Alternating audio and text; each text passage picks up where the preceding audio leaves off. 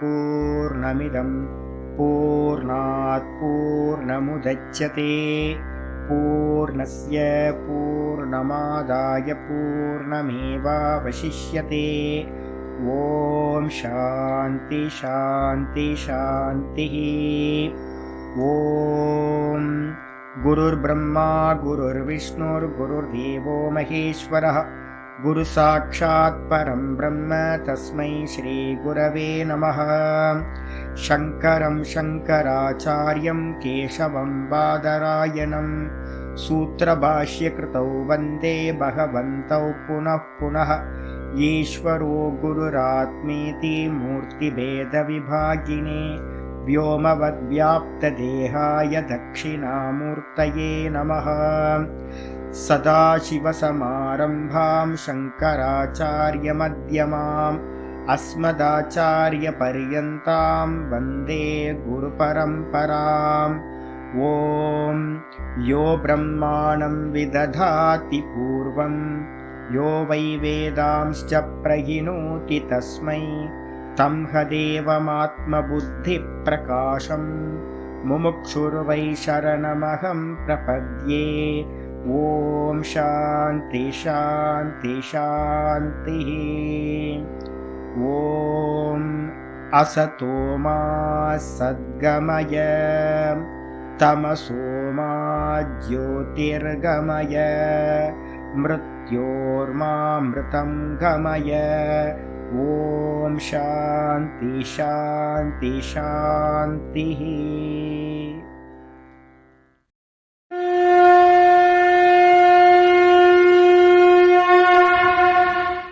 ॐ पार्थाय प्रतिबोधितां भगवता नारायणेन स्वयं व्यासेन ग्रथितां पुराणमुनिना मध्ये महाभारतम् अद्वैतामृतवर्षिणीं भगवतीम् अष्टादशाध्यायिनीम् अम्ब त्वामनुसन्दधामि भगवद्गीते भवद्वेषिणीम्। नमोऽस्तु ते व्यासविशालबुद्धे पुल्लारविन्दाय तपत्रनेत्र येन त्वया भारततैलपूर्णः प्रज्वालितो ज्ञानमयप्रदीपः प्रपन्नपारिजाताय स्तोत्रवेत्रैकपाणये ज्ञानमुद्राय कृष्णाय गीतामृतदुहे नमः। सर्वोपनिषदो गावः दोग्धा गोपालनन्दनः पार्थो वत्ससुधीर्भोक्ता दुग्धं गीतामृतं महत्। वसुदेवसुतं देवं कंसचाणूरमर्दनं देवकी परमानन्दं कृष्णं वन्दे जगद्गुरुम्। भीष्मद्रोणतटां जयद्रथजलां गान्धारनीलोत्पलां शल्यग्राहवती कृपेण वहनी कर्णेन वेलाकुलाम् अश्वत्थामविकर्णघोरमखरां दुर्योधनावर्तिनीं सोत्तीर्णा खलु पाण्डवैरननदीं कैवर्तककेशवः पाराशर्यवचः सरोजममलं गीतार्थगन्धोत्कटं नानाख्यानककेसरं हरिकथा सम्बोधनाभूतितम्। लोके सज्जनषट्पदैरहरः पेपीयमानं मुदा भूयाद्भारतपङ्कजं कलिमलं प्रध्वंसिनः श्रेयसे। मूकं करोति वाचालं पङ्गुं लङ्घयते गिरिं यत्कृपातमहं वन्दे परमानन्दमाधवम्। यं ब्रह्मा वरुणेन्द्ररुद्रमरुतः स्तुन्वन्ति दिव्यैस्तवैः वेदैः साङ्गपदक्रमोपनिषदैः गायन्ति यं सामगाः ध्यानावस्थिततद्गतेन मनसा पश्यन्ति यं योगिनः यस्यान्तं न विदुः सुरासुरगणाः। देवाय तस्मै नमः देवाय तस्मै नमः। ॐ श्रीकृष्णाय परमात्मने नमः। श्रीकृष्ण कृष्ण कृष्ण। ஓம் நாராயண பரோ வியக்தாத் அண்டமவ்யக்த சம்பவம் அண்டஸ்யாந்தஸ்தினி லோகாஹ சப்தத்வீபா ச மீதினி. ஓம். நமஸ்காரம். நம்ம பார்த்துக்கிட்டு இருக்கிறது பகவத்கீதையில 4வது சாப்டர், ஞான கர்ம சந்நியாச யோகம். சில இடங்கள்ல என்ன பண்ணியிருப்பாங்கன்னா, சில புஸ்தகங்கள்ல இதுக்கு பேர் ஞான யோகம்னே சொல்லியிருப்பாங்க. நிறைய இடத்துல வேறு பேரும் இருக்கு, ஞான யோகம்னு சொல்லுவாங்க. இந்த ஞான யோகத்துல முக்கியமான ஸ்லோகம் நம்ம ஆரம்பிச்சது என்னன்னு கேட்டீங்கன்னா 18வது ஸ்லோகம் தான் ஞானத்தை ஆரம்பிச்சிருக்கோம். கர்மணி அகர்மய பஷ்யே அகர்மணி ச கர்மயா ச புத்திமான் மனுஷேஷு ச யுக்த கிருஷ்ண கர்ம கிருத்து அப்படின்னு ஸ்லோகம் பார்த்துட்டோம். அதான் ஞானம் ஆரம்பிக்குது அங்கிருந்து. வாஸ்தவத்துல பாத்தீங்கன்னா நடக்கின்ற எல்லா கர்மங்களும், இந்த உலகத்துல நடக்கிற எல்லா ஆக்ஷனும் பாத்தீங்க அப்படின்னா மாயையோட காரியம். பிரகிருதியோட 3 குணங்களிலிருந்து எல்லா காரியங்களும் நடக்கின்றன அப்படின்னு தெரிஞ்சுக்கிட்டு, நான் பாத்தீங்கன்னா அகர்த்தா அப்படின்ற புத்தியில, அகர்மான்றதுக்கு அர்த்தம் அகர்த்தா, நான் கர்மம் செய்யாதவன் அப்படின்னு எவன் தன்னை அறிகிறானோ அவன் தான் புத்திமான், அவன் தான் ஞானி புருஷன் அப்படின்னு சொல்லியாச்சு. சொன்னதுக்கு பிறகு பாத்தீங்க அப்படின்னா அடுத்த ஸ்லோகம் 19வது ஸ்லோகம் சொல்லிச்சு, எவனுடைய கர்மங்கள் யஸ்ய சர்வே சமாரம்பாக காமசங்கல்பவர்ஜிதாக ஞானாக்னி தக்த கர்மானம் தமாகு பண்டிதம் புதாக அப்படின்னு. அப்போ இந்த விதமா தன்னை அகர்த்தா போக்தான்னு ஒருத்தன் அறியறான்னு வச்சுக்கலாம். தன்னை வெறும் உணர்வா, தன்னை வெறும் ஆத்மஸ்வரூபமா ஒருத்தன் அறியறான் அப்படின்னா, இந்த மொத்த உலகமும் அவனுக்கு எப்படி தெரியுது அப்படின்னா வெறும் சொப்பன மாதிரி, காணல் ஜல மாதிரி தெரியுது. இதுதான் ஞானத்தோட இது. ஆத்ம அனாத்ம விவேகம். தனக்கு அந்நியமா இருக்கிறது எல்லாம் வெறும் சொப்பனம், திருஷ்யம், பார்க்கப்படுவது. சொப்பனத்துக்கு சமமா பார்க்கப்படுறதெல்லாம் பேக்கப் ஆனதுக்கு பிறகு பொய்யா போற மாதிரி இந்த உலகமும் பாத்தீங்கன்னா பொய்யானதுன்னு அறிஞ்சவன் ஆசைப்படுவானா? நம்ம யாராவது சொப்பனத்துக்கு போறதுக்கு போது, தூங்குறதுக்கு முன்னாடி, நான் இன்னைக்கு சொப்பனத்துல இதை அனுபவிக்க போறேன், எனக்கு இது வேணும் அது வேணும் நான் சொல்லிட்டு போறேன். சொப்பனத்துல இது நடந்தா என்ன? ஏன்னு கேட்டீங்கன்னா சொப்பனத்துல நடந்தது எல்லாமே பாத்தீங்கன்னா வாஸ்தவத்துல பொய்யானது. அப்ப நல்லா தெரியும். அதனால நம்ம பிளான் பண்ண மாட்டோம். சொப்பனத்து விஷயத்துக்கு நம்ம ஆசைப்படுறதில்லை. அதே மாதிரி பாத்தீங்கன்னா காணல் ஜலத்தை நம்ம பார்க்கிறோம், காணல் ஜலத்தை ஆசைப்படுறதில்லை. மெஜிஷியனோட மேஜிக் ஷோல என்னெல்லாம் பார்க்குறோமோ அதை எல்லாத்தையும் நம்ம ஆசைப்படுறதில்லை. எதையெல்லாம் நம்ம பாத்தீங்கன்னா பொய்ன்னு தெரிஞ்சிருக்கோமோ அந்த பொய்யானதை பாத்தீங்கன்னா அடையிறதுக்கு நமக்கு ஆசை உண்டாவதில்லை. அப்போ எவனுக்கு பாத்தீங்கன்னா ஆத்மா மட்டும் சத்தியம், மற்றதெல்லாம் பொய் அப்படின்னு ஒருத்தனுக்கு ஞானம் உண்டாகுதோ அவனுக்கு இந்த உலகத்துல அடைய வேண்டியதுன்னு ஒண்ணு இருக்கவே இருக்காது. ஏன்னா எல்லாம் பொய்யா போச்சு. அப்ப அதனால அவன் என்ன பண்றான்னா, எஸ்ய சர்வே சமாரம்பாக, இந்த ஞானம் வந்தவனுக்கு என்ன ஆகும் அப்படின்னு கேட்டீங்கன்னா காமசங்கல்ப வர்ஜிதாக, அவன் பண்ற எந்த கர்மமா இருந்தாலும் அந்த கர்மத்துக்கு பின்னாடி என்ன இருக்காது அப்படின்னா காமம் இருக்காது, காம சங்கல்பம் இருக்கவே இருக்காது. அப்ப காம சங்கல்பம் இருக்காது அப்படின்னா அவனுக்கு என்ன ஆயிருக்கு அப்படின்னா, அவனுடைய தான் கர்த்தா இல்லை போக்தா இல்லை அப்படின்னு அறிந்த ஞானத்தினால ஞானாக்னி தக்த கர்மானம், அவனுக்கு என்ன பேர் அப்படின்னா ஞானாக்னி தக்த கர்மானக. அவன் பாத்தீங்கன்னா ஞானத்தினால் அந்த அவனுடைய கருமங்கள், புண்ணியம் பாப்பம் எல்லாம் இருந்துச்சு, அதெல்லாம் எரிஞ்சு சாம்பலா போச்சு. அப்படிப்பட்டவனை பாத்தீங்கன்னா தமாகு பண்டிதம் புதாக, அவனை தான் பாத்தீங்கன்னா புத்திமான்கள், ரிஷிமார்கள், ஞானி புருஷர்கள் என்ன பண்றாங்கன்னா பண்டிதன் என்று சொல்கிறார்கள். பண்டிதன் என்ன அர்த்தம்? வாஸ்தவத்துல ஞானத்தை உடையவன். நம்ம நிறைய டூப்ளிகேட் ஞானிகளை பார்த்தீங்கன்னா இந்த உலகம் ஃபுல்லா பார்க்கிறோம். என்ன அப்படின்னு கேட்டீங்கன்னா ஏகப்பட்ட ஆசைகள். மெதுவா சாஸ்திரம் படிக்க ஆரம்பிச்சதுக்கு அப்புறம் என்ன ஆகும் அப்படின்னு கேட்டீங்கன்னா லோகத்து மேல ஆசை வரும். என்கிட்ட ஒரு சுவாமி இருந்தார், என்னோட நண்பர். அவர் படிக்கும் போதே என்ன சொன்னார் அப்படின்னு கேட்டீங்கன்னா, ஒரு கேண்டஸா கிளாசிக் கார் வாங்கணும்னு ஆசைப்பட்டார். நான் சும்மா சொல்றாரு போல இருக்கு அப்படின்னு நினைச்சேன். ரிஷிகேஷ்ல பாடம் படிக்கும் போது சும்மா சொல்றாரு போல இருக்கு, சும்மா ஜாலிக்காக சொல்றாரு அப்படின்னு. கடைசியில பாத்தீங்கன்னா கோர்ஸ் முடிச்ச உடனே பாத்தீங்கன்னா 1 இயர்க்குள்ளார பாத்தீங்கன்னா காண்டஸா காரு வாங்கிட்டேன். நீங்க சாதாரணமா பாத்தீங்கன்னா ஆசைப்பட்டீங்கன்னா இதெல்லாம் காண்டஸா கிளாசிக்லாம் வாங்க முடியாது. அப்போ நான் சொல்றது 25 வருஷத்துக்கு முன்னாடி. அப்போ அந்த கார் வந்து பார்த்தீங்கன்னா மெதுவா வெளியில போயிட்டு இருக்கு. அந்த சமயத்துல அவர் ஆசைப்பட்டதை வாங்கினார். அதுக்கப்புறம் மெதுவா இந்த இந்த ஞானத்தை பயன்படுத்தி என்ன பண்ணாரு அப்படின்னு கேட்டீங்கன்னா, நிறைய தனக்காக நிறைய சொத்துக்கள், நீங்க ஹரித்வார், ரிஷிகேஷ், நார்த் இந்தியாலாம் போனீங்க அப்படின்னா இந்த வேதாந்தம் எதுக்காக பயன்பட்டு இருக்கு அப்படின்னு கேட்டீங்கன்னா, ஒவ்வொரு ஆசிரமும் வந்து பார்த்தீங்கன்னா 500 ரூம்ஸ், 1000 ரூம், 2000 ரூம், இது மாதிரி. ஒரு சுவாமி வந்து பார்த்தீங்கன்னா என்கிட்ட வந்து லாஸ்டா படிக்கிறதுக்கு வந்தார். ஒரு 45 வயசு இருக்கும். வந்து ஓன்னு அழுகாச்சு, ஒரே அழுக. அது பார்த்தீங்கன்னா கையில வந்து ஒரு ஒரு டேப்லெட்டு, லேப்டாப் ஒன்று, எல்லாமே ஆப்பிள், எல்லாமே ஹையர் அண்ட் ப்ராடக்ட் தான் வச்சிருக்காரு. என்னப்பா அப்படின்னு ரோன்னு அழுகுறாரு. என்னங்க அப்படின்னு கேட்டா பெரிய ராஜா மாதிரி இருக்கார். என்ன அப்படின்னு கேட்டா 20 வருஷம் போச்சு சுவாமி, 20 வருஷம் போச்சு. என்ன பண்ணிட்டு இருந்தேன் அப்படின்னா லாட்ஜ் வேலை பார்த்துக்கிட்டு இருந்தேன். ஆசிரமத்துக்கு வந்து பார்த்தீங்கன்னா 2000 ரூம் ஆசிரமத்தில். அப்போ 2000 ரூமை வந்து பார்த்தீங்கன்னா மெயின்டைன் பண்ணிக்கிட்டு, வரவு செலவை பண்ணிக்கிட்டு, யோசிச்சு பாருங்க எவ்வளோ ஒர்க்கர்ஸ் இருந்திருப்பாங்க. எல்லாத்தையும் பண்ணிக்கிட்டு நான் வந்து பார்த்தீங்கன்னா வாழ்க்கையை வீணாக்கிட்டேன் சாமி. இப்போதான் தோணுது நம்ம யூஸ்லெஸ் ஆகிட்டோம். இப்போ நிறைய பேருக்கு என்ன ஆகும்னு கேட்டிங்கன்னா, படித்ததுக்கு பிறகு என்ன நடக்கும் அப்படின்னு கேட்டிங்கன்னா, உள்ளுக்குள்ளார காமம் நிவர்த்தி ஆகாது. அந்த காமம் வந்து பார்த்தீங்கன்னா நிவர்த்தி ஆகணும்னா என்ன பண்ணணும்? சிரவணத்துக்கு அப்புறம் மனனம் போயிருக்கணும், மனனத்துக்கு அப்புறம் நிதித்தியாசனம் போகணும்.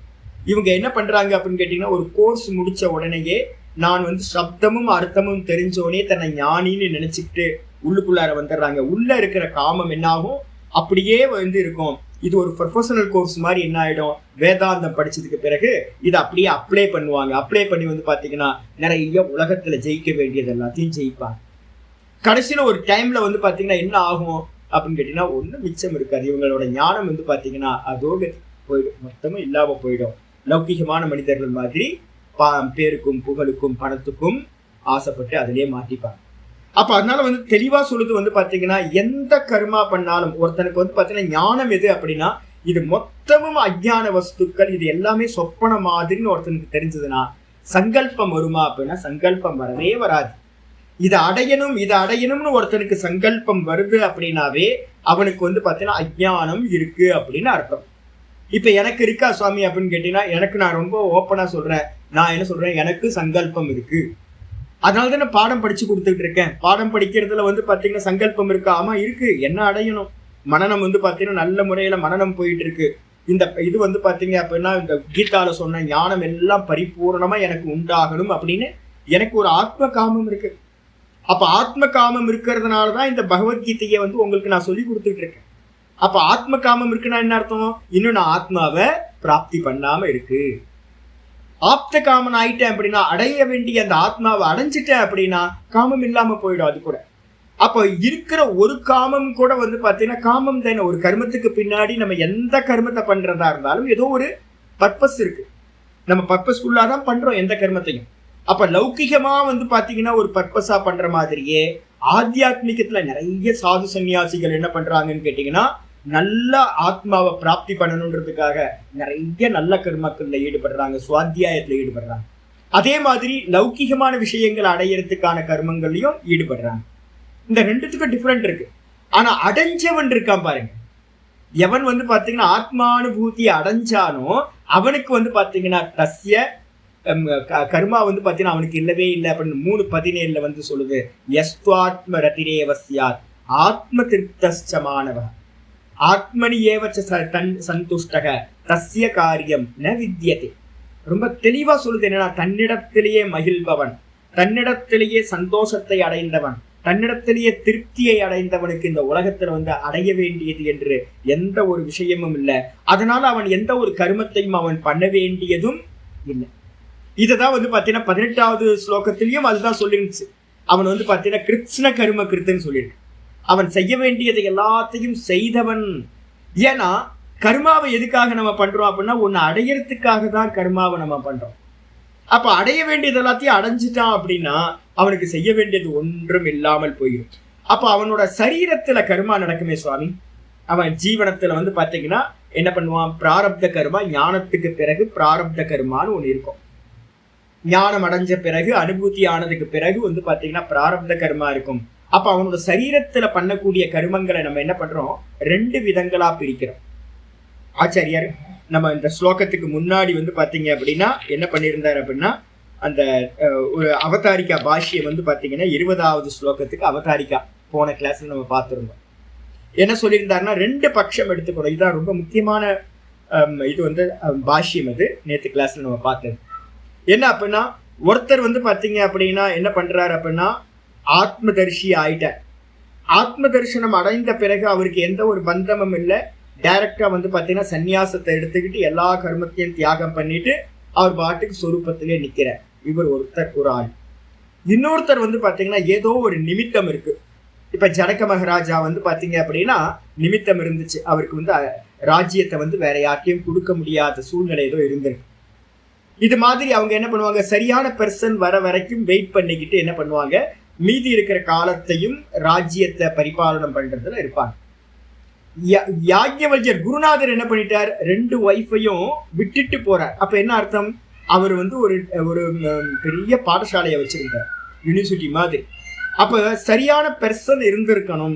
அதனால அவங்கள்ட்ட ஹேண்ட் ஓவர் பண்ணிட்டு 2 ஒய்ஃபும் வந்து பாத்தீங்கன்னா என்ன பண்ணிருக்காங்க, 2 பேர் அவருக்கு யாக்ஞவல்யர் 2 பேரும் மெச்சூரிட்டியா இருந்திருக்காங்க. அவங்களுக்கு வந்து தனியா இருந்துக்க முடியும்னு ஒரு சூழல் இருந்திருக்கு. குழந்தைங்க எல்லாம் பசங்க எல்லாம் இருந்திருப்பாங்க. இவர் என்ன பண்ணார், எல்லாத்தையும் கொடுத்துட்டு இவர் காட்டுக்கு போறார். அப்ப என்ன அர்த்தம் அப்படின்னு கேட்டீங்கன்னா, காட்டுக்கு போறதுக்கான ஃபெசிலிட்டி எல்லாம் இருந்துச்சு. அவர் போனா எதுவும் பாதிக்கப்படாது அப்படின்ற சூழ்நிலையில யாக்ஞவல்யர் போயிட்டார். இதே ஜனக மகாராஜாக்கு வந்து பாத்தீங்கன்னா சொல்றாரு, நீ அபயத்தை அடைந்தாயின்னு சொல்லிடுற. சொன்னதுக்கு பிறகும் ராஜா வந்து பாத்தீங்கன்னா ராஜ்யத்தை பரிபாலனத்தை கண்டினியூ பண்றாருன்னா என்ன அர்த்தம், அவருக்கு சூட்டபிளான ஒரு பெர்சன் அவரோட சீட்ல உட்கார்றதுக்கு ஆள் இல்லாம இருந்திருக்கணும். ஏதோ ஒரு நிமித்தம்னு என்ன அர்த்தம் அப்படின்னு கேட்டீங்கன்னா, அப்பா அம்மா இருப்பாங்க, ஞானம் வந்திருக்கும், அந்த அப்பா அம்மாவை விட்டுட்டு வர முடியாது. ஏன்னா வயோதிக அவஸ்தையில இருக்காங்கன்னு வச்சுங்களேன். ஒரே பையனா இருப்பான். ஒரே பையனா இருக்கும்போது விட்டுட்டு வந்தான் அப்படின்னா அவனால வந்து ஞான நிஷ்டையை அடையிறது ரொம்ப கஷ்டமா போயிடும். அதனால என்ன பண்ணுவான் அப்படின்னு கேட்டீங்கன்னா, அப்பா அம்மாக்காக அந்த பையன் வந்து பாத்தீங்கன்னா வெயிட் பண்ணுவான். அப்பா அம்மாவோட சரீரம் இருக்கிற வரைக்கும் காரியம் பண்ணிட்டு அதுக்கப்புறம் சன்னியாசம் எடுத்துப்பாங்க. அப்ப 2 பட்சம் இருக்கு. ஒண்ணு, எந்த ஒரு தடையும் இல்லைன்னா ஞானத்துக்கு பிறகு டைரக்டா சன்னியாசம் எடுத்துக்கிட்டு எந்த கர்மத்தையும் பண்ணாமல் வெறும் ஞான நிஷ்டைக்காகவே காரியத்தை பண்றது. இன்னொன்று வந்து பார்த்தீங்க அப்படின்னா, ஏதாவது நிமித்தம் தடுக்குது அப்படின்னா, சன்னியாசம் எடுக்கிறத தடுக்குது அப்படின்னா அவங்க அந்த கர்மத்தை கண்டினியூ பண்ணுவாங்க. ஆனால் அந்த கர்மம் எப்படி இருக்கும்னு ஆச்சாரியர் சொல்லியிருக்கார், லோக்க சங்கிரகமா இருக்கும். அப்பா அம்மாவை பார்த்துக்கிறதோ இல்லை வேற எதுக்காகவோ இருக்காது. தன்னுடைய குடும்பம் தன்னோடதுன்னு இருந்த மாறிட்டு அவன் என்ன பண்ணுவான் அப்படின்னா உலகத்துக்காகவே கர்மம் பண்றவனா, லோக்க சங்கிரகம்னா லோக்க கல்யாணத்துக்காக கர்மம் பண்றவனா அவன் இருப்பான் அப்படின்னு சொல்லியாச்சு. சொன்னதுக்கு பிறகு வந்து பாத்தீங்க அப்படின்னா ஆச்சாரியர் 20வது ஸ்லோகத்தை சொல்ல ஆரம்பிக்கிறார். அப்ப என்ன ஆகுது அப்படின்னு கேட்டா 20வது ஸ்லோகம் ஆரம்பிக்குது.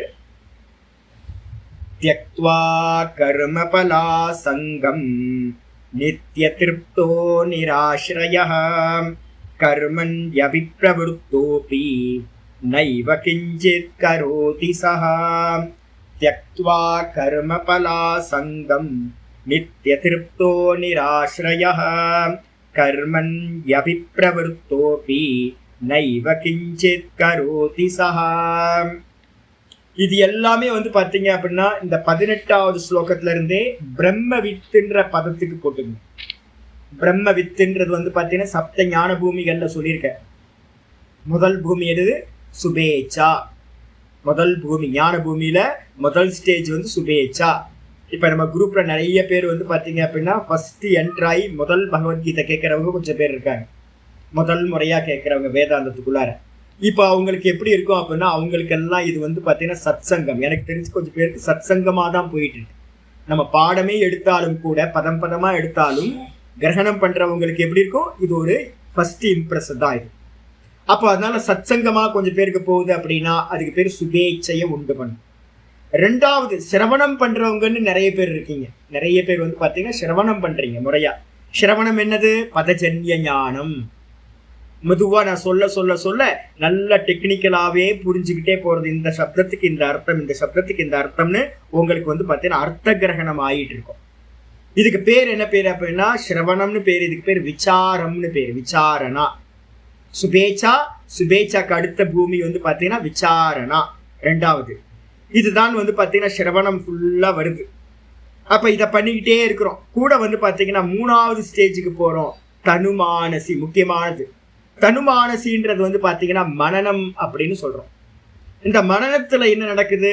சிரவணம் நல்ல முறையில பண்ணிட்டு மெதுவா மெதுவா இது பொய், இது பொய், இது பொய், இது பொய்ன்னு நமக்கு வந்து மனசுக்குள்ளார எதெல்லாம் தோன்றுதோ அடையணும்னு அதை எல்லாத்தையும் நீக்கிறதுக்கு பேர், நேத்தி பண்றதுக்கு பேர் தான் தனுமானசி அப்படின்னு பேர். அதுல மெதுவா மெதுவா மெதுவா மனசு என்ன ஆகும்? மெலிஞ்சு மெலிஞ்சு மெலிஞ்சு வாசனைகள் இல்லாம அந்த 3வது ஸ்டேஜ் மனனத்துல போகும். இந்த மனனம் பண்றவங்க யாரு சுவாமி அப்படின்னு கேட்டீங்கன்னா, நான் மனனம் பண்ணிட்டு இருக்கேன். என்னோட ப்ராசஸ் வந்து பாத்தீங்கன்னா, இப்போ உங்களுக்கு பாடம் எடுத்துக்கிட்டே இருக்கிறேன். அப்போ உங்களுக்கு சிரவணம் நிறைய பேருக்கு நடக்குது, கூட எனக்கு நல்ல மனனம் வந்து பாத்தீங்கன்னா நடந்துட்டு இருக்கு. மனனத்துக்கு வந்து ரொம்ப டைம் தேவைப்படுது. ஏன்னா நேத்தி பண்றது அவ்வளவு ஈஸி இல்லை. இந்த மனனம் பூர்த்தியாக ஆக ஆக மெதுவா என்ன ஆகும்? மனசு வந்து பாத்தீங்கன்னா மெலிஞ்சு மெலிஞ்சு மெலிஞ்சு மெலிஞ்சு மெதுவா போன மாத்திரத்துல அது அடுத்த ஸ்டேஜுக்கு போகும். என்னன்னு கேட்டீங்கன்னா பிரம்ம வித் அப்படின்னு சொல்லக்கூடிய 4வது ஸ்டேஜ். இந்த 4வது பூமி தான் வந்து பாத்தீங்க அப்படின்னா ஒரு ஞானி புருஷன். இந்த 18வது ஸ்லோகத்துல சொல்லிச்சு இல்ல, அந்த 18வது ஸ்லோகத்துல சொன்ன விஷயம் அது வந்து பாத்தீங்கன்னா பிரம்ம வித் அப்படின்னு பேர். ஒரு முறை வந்து பாத்தீங்கன்னா தன்னை அறிஞ்சாலும் போதும், இந்த சம்சாரத்துல வந்து பாத்தீங்கன்னா அவனுக்கு நல்ல விபாகம் வந்துடும். நான் அகர்த்தா அபோக்தா, நான் ஆத்மாவா இருக்கேன் அப்படின்னு. இதுக்கப்புறம் தான் அவன்கிட்ட ஏதாவது சங்கல்பங்கள் இருந்திருக்கலாம். பகவான் வந்து பாத்தீங்கன்னா அவனை வச்சு ஏதாவது கர்மங்கள் பண்ணணும் இந்த உலகத்துக்குன்னு நினைச்சிருந்தார் அப்படின்னா அவனை வச்சுக்கிட்டு என்ன பண்ணுவார்? இந்த உலகத்துக்கு நிறைய காரியம் பண்ணுவார். நம்ம சங்கரர்ல இருந்து ஆரம்பிச்சு நிறைய மகான்கள் வந்து வித்யாரணி சுவாமி, சங்கரர், இந்த மாதிரி நிறைய பேர் இந்த உலகத்துக்காக கல்யாணம் பண்ணியிருக்காங்க. இதெல்லாம் பிரம்ம வித்துன்ற ஸ்டேஜ்ல இருந்து பண்றது. இதுக்கப்புறம் வந்து பாத்தீங்கன்னா யாருக்கு வந்து பாத்தீங்கன்னா அதுல சங்கல்பங்கள் கம்மியா இருக்கோ அதுக்கு மேல வந்து பாத்தீங்கன்னா அவங்களோட சமாதி அபியாசம் அதிகமாயிட்டே போகும். அது வந்து பாத்தீங்க அப்படின்னா பிரம்மவித்து வரன், வரியான், வரிஷ்டன் அப்படின்னு சொல்லக்கூடிய 5, 6, 7 3 ஸ்டேஜ் இருக்கு. அப்ப இப்ப நம்ம பேசிக்கிட்டு இருக்கிறது எது சுவாமி அப்படின்னா பிரம்ம வித்துன்னு சொல்லக்கூடிய ஸ்டேஜ்ல இருக்கிறவனுக்கு நம்ம பேசிக்கிட்டு இருக்கோம். இந்த பிரம்ம வித்து தான் என்ன பண்ணுவான் அப்படின்னு கேட்டீங்கன்னா அறிஞ்சாச்சு. ஒரு வாட்டி வந்து பாத்தீங்கன்னா ஒரு கிளிம்ஸ் வந்தாச்சு.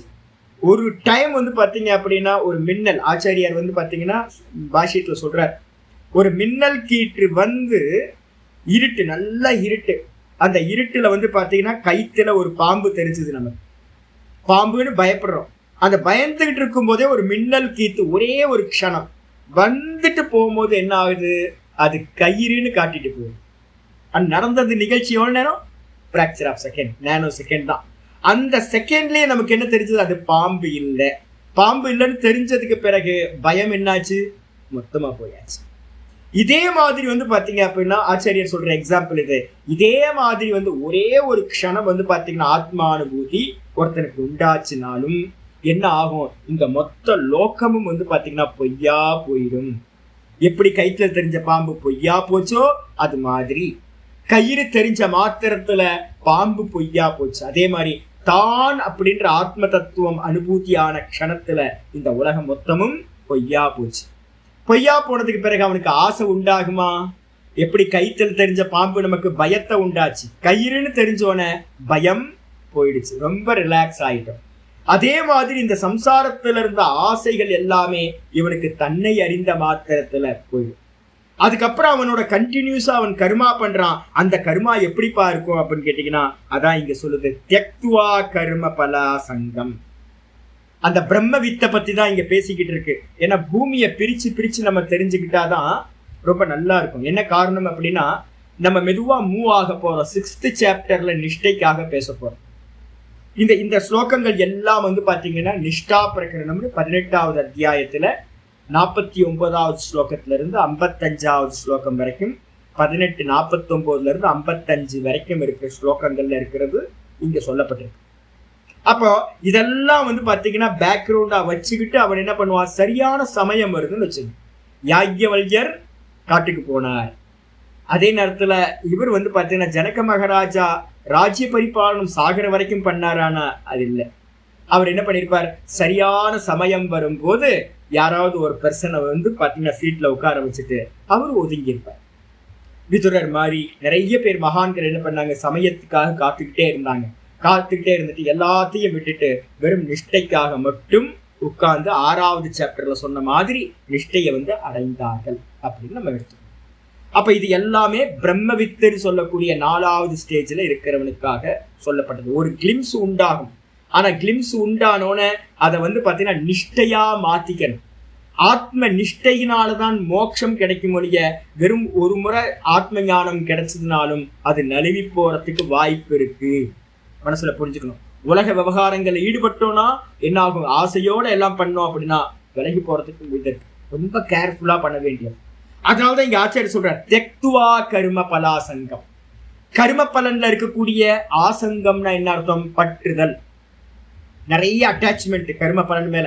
இதை பண்ணா என்ன கிடைக்கும், இதை பண்ணா என்ன கிடைக்கும், இதை பண்ணா என்ன கிடைக்கும். எப்ப பாத்தீங்க அப்படின்னா நம்ம குள்ளுக்குள்ளார சதா காலமும் ஒண்ணு பண்றதுக்கு முன்னாடியே பர்பஸ் என்னன்னு யோசிச்சுக்கிட்டே இருக்கும். எந்த கர்மத்துல ஈடுபட்டாலும் பிரயோஜனம் அனுதிஷ்ய மந்தோப்பி ந பிரவர்த்தத்தைன்னு ஒரு லாஜிக் இருக்கு. ஒரு முட்டாளும் கூட பாத்தீங்க அப்படின்னா என்ன பண்ண மாட்டான்? பிரயோஜனம் இல்லாமல் ஒரு காரியத்திலையும் இறங்க மாட்டான். அப்படி இருக்கும்போது பாத்தீங்கன்னா நம்மள மாதிரி புத்திசாலிகள் என்ன பண்ணுவோம்? எந்த கர்மா பண்ணாலும் பலன் எதிர்பார்த்து தான் பண்றோம் நம்ம. ஆனா இவன் என்ன பண்றான் அப்படின்னா எல்லா உலகமும் 7 லோகங்களும் பொய்ன்னு தெரிஞ்சதுனால அவனுக்கு கர்மத்தை செஞ்சு ஒன்னு அடையணும்னு ஆசை இல்லை. அதனால கர்மத்துல பாத்தீங்கன்னா அவனுக்கு என்ன ஆச்சு? கர்ம பலன் மேல ஆசங்கத்தை, கர்ம பலன் மேல இருக்கக்கூடிய பற்றுதலை என்ன பண்றான் அப்படின்னு கேட்டீங்கன்னா தியக்துவா. இதுதான் ஞானியோட லட்சணங்கள். பார்க்கணும். யார்கிட்டயாவது நீங்க பக்கத்துல போறீங்க அப்படின்னா பேசுறவங்களை பார்த்து நம்பிடாதீங்க. பேசுறவங்க பாத்தீங்கன்னா நல்ல ஃபிளவரிஷா ஞானி மாதிரி பேசுறவங்க இருக்கலாம். நீங்க பக்கத்துல ஒரு வாரம் இருந்து பாத்தீங்கன்னா தெரிஞ்சிடும் அவங்க பண்ற கர்மத்துல பாத்தீங்கன்னா காமம் இருக்குன்னு தெரிஞ்சதுன்னா அவங்க ஃபுல்ஃபில்லான பெர்சன் இல்லை. இதெல்லாம் அடையாளம், லட்சணம். இவனை பிரம்ம ஞானியை பத்தின லட்சணம். ஏமாந்துடக்கூடாது. அப்ப பாத்தீங்கன்னா ஆசை இருக்குமா அப்படின்னா கர்ம பலன் மேல கொஞ்சமும் ஆசை இருக்காது. அப்படிப்பட்டவனா இருந்துகிட்டு நித்திய திருப்தக, இது முக்கியமான லட்சணம். நித்திய திருப்தகனா எப்பவுமே போதுன்ற எண்ணம் பாத்தீங்கன்னா ஒருத்தன்ட்ட இருக்கணும். இந்த சொசைட்டில சாதாரண ஞானம் கூட தூரமா விடுங்க. நான் ரோட்ல பாத்தீங்கன்னா நிறைய இடத்துல பாக்குறேன். அந்த திருப்தின்றது போதுன்ற எண்ணம் நிறைய பேர்ட்டு இருக்கு. அதுவே பாத்தீங்கன்னா மனசாந்தியை கொடுக்கக்கூடியது. அப்ப ஞானி புருஷனுக்கு என்ன இருக்கும் அப்படின்னா ஆத்ம தரிசனம் உண்டான காரணத்தினால அவனுக்கு அடைய வேண்டியது ஒண்ணும் இல்லைன்றதுனால அவனுக்கு எப்படி இருக்கும்? நித்திய திருப்தனா இருப்பான். சதா காலமும் திருப்தி உடையவனா. நிராசிரிய, ரொம்ப முக்கியமானது. நம்ம எல்லாத்தையும் டிபெண்ட் பண்ணி இருக்கோம், எல்லாத்தையும் ஆசிரியம் பண்ணி இருக்கோம், நம்ம சார்ந்து இருக்கோம். நான் இருக்கணும் அப்படின்னா எனக்கு இது வேணும் அது வேணும் அப்படின்னு நிறைய கண்டிஷன்ஸ் இருக்கு. ஆனா பாத்தீங்கன்னா தன்னை அறிந்தவனுக்கு என்ன இருக்குன்னா எந்த ஒரு கண்டிஷனும் இல்லை. அவன் நிராசிரிய, அவன் எதையும் சாராதவனா இருக்கான். நித்திய திருப்தனா இருக்கான், எதையும் சாராதவனா இருக்கான். அப்ப 3 லட்சணம் சொல்லியாச்சு. கர்ம பலன் மேல பற்றுதலை என்ன பண்றான்? தியாகம் பண்ணினவன். அதுக்கப்புறம் நித்திய திருப்தனா இருக்கிறவன். அதுக்கப்புறம் எப்போ எதையும் சாராதவனா இருக்கிறவன். இந்த 3மே இருந்துகிட்டு ரமண பகவான் சொல்றான்னு சொன்னல, இந்த தேகமே நான் இருக்கிறதுக்கு அதிகம்னு சொன்னார். உண்மைதானே? நான்கு மேலதான் தேகம் இருக்க ஒழிய தேகம் எனக்கு தேவையே இல்லை. அப்படி நம்ம தேகத்தை சார்ந்து நம்ம ஆசைப்படுறதெல்லாம் கண்டிஷன்ஸ் எல்லாம் இருக்கு. இது வேணும் இது வேணும் இது வேணும்னு. அது எதையுமே சாராதவனா ஆத்மஸ்வரூபத்துல நிலை பெற்றவன். அப்படி ஆத்மஸ்வரூபத்துல அவன் நிலை பெற்றவனா இருக்கிறதுனால கர்மணி அபிப்பிரவருத்தோபி, அவன் பாத்தீங்கன்னா பிராரப்த கர்மத்துல அனுபூதிக்கு அப்புறமும் பிராரப்த கர்மான்னு ஒண்ணு இருக்கும். அந்த கர்மத்துல பாத்தீங்கன்னா எதெல்லாம் சம்பவிக்குதோ அவன் கர்மத்துல ஈடுபடுற மாதிரி தெரியும். அப்படி ஈடுபட்டாலும் கூட நைவ கிஞ்சித்து கரோதி சஹா, அவன் பாத்தீங்கன்னா எந்த ஒன்றையும் செய்யவில்லை. அப்படின்னா என்ன அர்த்தம் சுவாமி அப்படின்னா அவன் பண்ற கர்மாக்கள் எல்லாம் ஆபாச கர்மா அப்படின்னு பேர். அவன் பண்ற மாதிரி வெளியில தெரியுது. எதை கர்மான்னு நம்ம சொல்லுவோம்னா பலன் மேல ஆசை இருந்துச்சுன்னா அது கர்மா, பலன் மேல ஆசை இல்லை அப்படின்னா அது ஆபாச கர்மா. 2 இடத்துல ஆபாச கர்மா சம்பவிக்கும். கர்ம யோகியின் இடத்துலையும் நடக்கிற கர்மா ஆபாச கர்மம். அதே நேரத்துல முக்த புருஷர்கள் இடத்துல இருக்கக்கூடியதும் கர்மமும் ஆபாச கர்மா. அப்ப இவன் முக்த புருஷனா இருக்கான். அதனால என்ன ஆச்சு அப்படின்னு கேட்டா அவனுக்கு பாத்தீங்கன்னா எந்த கர்மத்துல பிரவருத்தி பண்ணாலும் அந்த கர்மம் அவனை பந்தப்படுத்தாது, பலன் கொடுக்காது. அதனால அவன் செய்யற கர்மா எல்லாமே செய்யாதது மாதிரி. வெளியில நமக்கெல்லாம் தெரியும் ரமண பகவான் அதை பண்ணார் இதை பண்ணார் அப்படின்னு நிறைய கர்மாக்களை சொல்லுவாங்க. ஆனா வாஸ்தவத்துல அவர் எந்த ஒன்றையும் செய்யவே இல்லை. சங்கரர் எடுத்துக்கங்க. சங்கரர் பாத்தீங்கன்னா 4 மடங்களை ஸ்தாபனம் பண்ணார், பரமாதங்களை எல்லாத்தையும் பராஜயம் பண்ணார், எல்லாத்தையும் பெரிய காரியங்கள்லாம் பண்ணார். ஆனா அவருக்கு அந்த கர்மங்கள் பந்தப்பட்டுச்சா அப்படின்னு கேட்டீங்கன்னா எந்த பந்தமும் இல்லை. அவர் பண்ணது எல்லாமே ஆபாச கர்மா அப்படின்னு பாஷ்யத்துக்கு ஆச்சாரிய சொல்றார். தெக்துவான என்னது? ஆச்சாரிய சொல்றார் கர்மசு அபிமானம் தெக்துவா. முதல்ல பாத்தீங்கன்னா நான் கர்த்தான் இருக்கேன், அதுவே பாத்தீங்கன்னா அபிமானம் தான். நான் பண்றேன் அப்படின்னு எல்லாத்துக்கும் அபிமானம் இருக்கு நமக்கு. அந்த அபிமானத்தையும் கூட என்னது பலாசங்கம் தெக்துவா, பலன் மேல இருக்கக்கூடிய ஆசக்தி பற்றுதலையும். அப்ப 2 ஆச்சாரியர் என்ன பண்ணிட்டார்? 2 சொல்றாரு இங்க. ஸ்லோகத்துல இருக்கிறது கர்ம பலாசங்கம் இருக்கு. ஆச்சாரியர் என்ன பண்றாருன்னா பிரிக்கிறார். கர்மத்துல இருக்கிற ஆசங்கம் பற்றுதல் அபிமானம், அதே மாதிரி கர்ம பலன்ல இருக்கிற பற்றுதல் அபிமானம். இந்த 2த்தையுமே பாத்தீங்கன்னா தியக்துவா, தியாகம் செய்து விட்டு.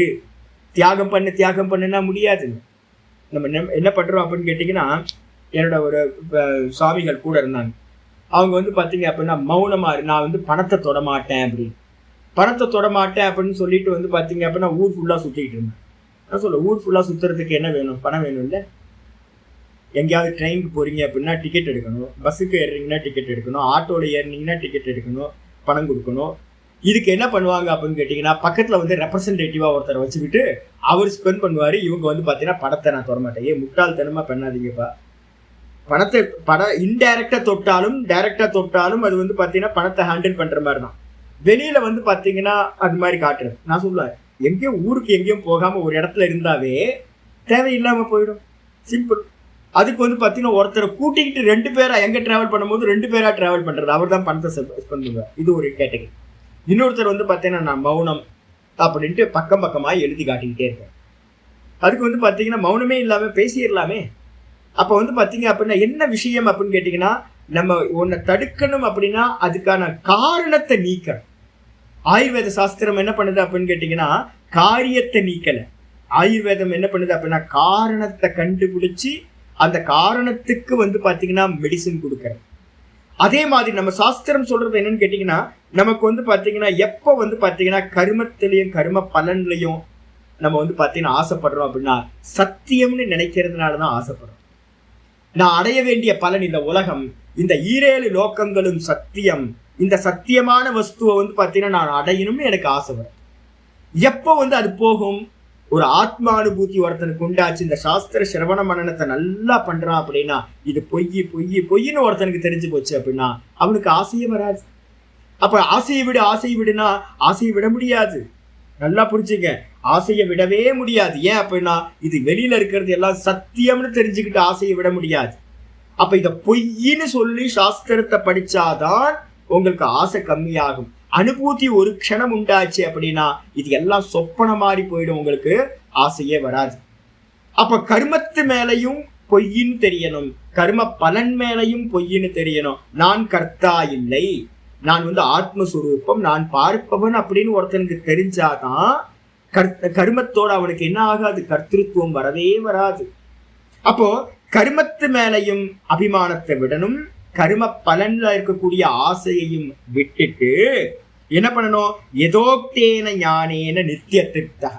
யதோக்தேன ஞானம்னா என்ன அர்த்தம்? 18வது ஸ்லோகத்துல சொல்லப்பட்ட கர்மா.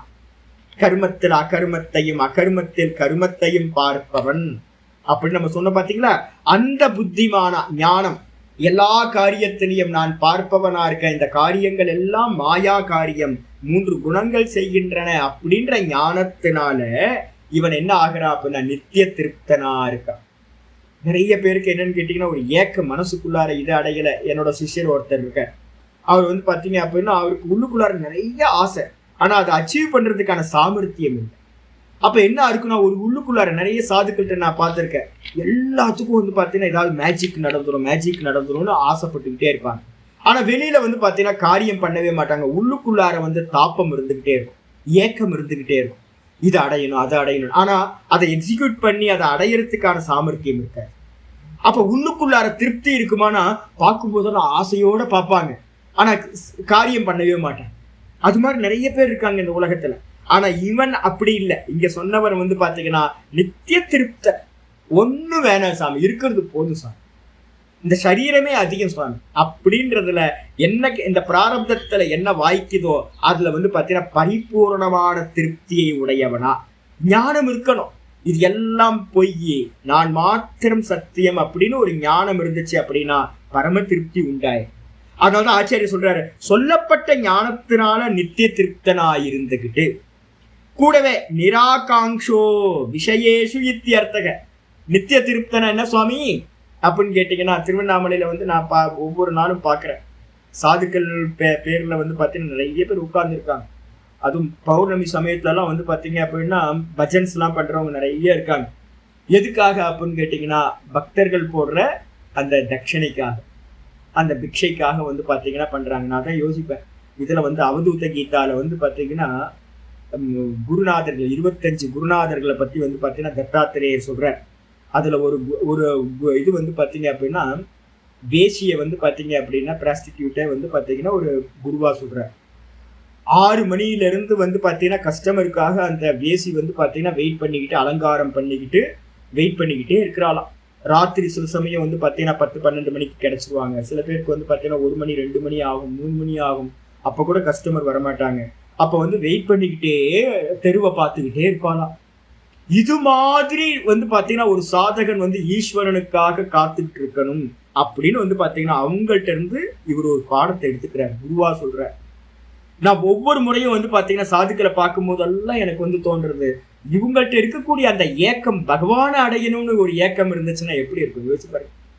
பகவானை அடையணும்னு ஒரு ஏக்கம் இருந்துச்சுன்னா அந்த ஏக்கம் வந்து உங்களோட ஜென்மத்தை வந்து சஃபலமாக்கிடும். ஆனா வந்து பாத்தீங்கன்னா என்ன பண்ணுவாங்க, பக்தர்களுக்காகவே காத்துக்கிட்டு இருப்பாங்க, பக்தர்களுக்காகவே பஜன்ஸ் பண்ணுவாங்க. எல்லாம் வந்து பார்த்தீங்கன்னா தன்னோட ஆத்ம முன்னேற்றத்துக்காகவோ ஈஸ்வரனுக்காகவோ பண்ண மாட்டாங்க. அதனால்தான் ஆச்சாரியர் சொல்லும் போதே சொல்றாரு, நித்திய திருப்தன்னா என்ன அர்த்தம் அப்படின்னா ஆச்சாரியர் சொல்றாரு, நிராகாங்ஷோ.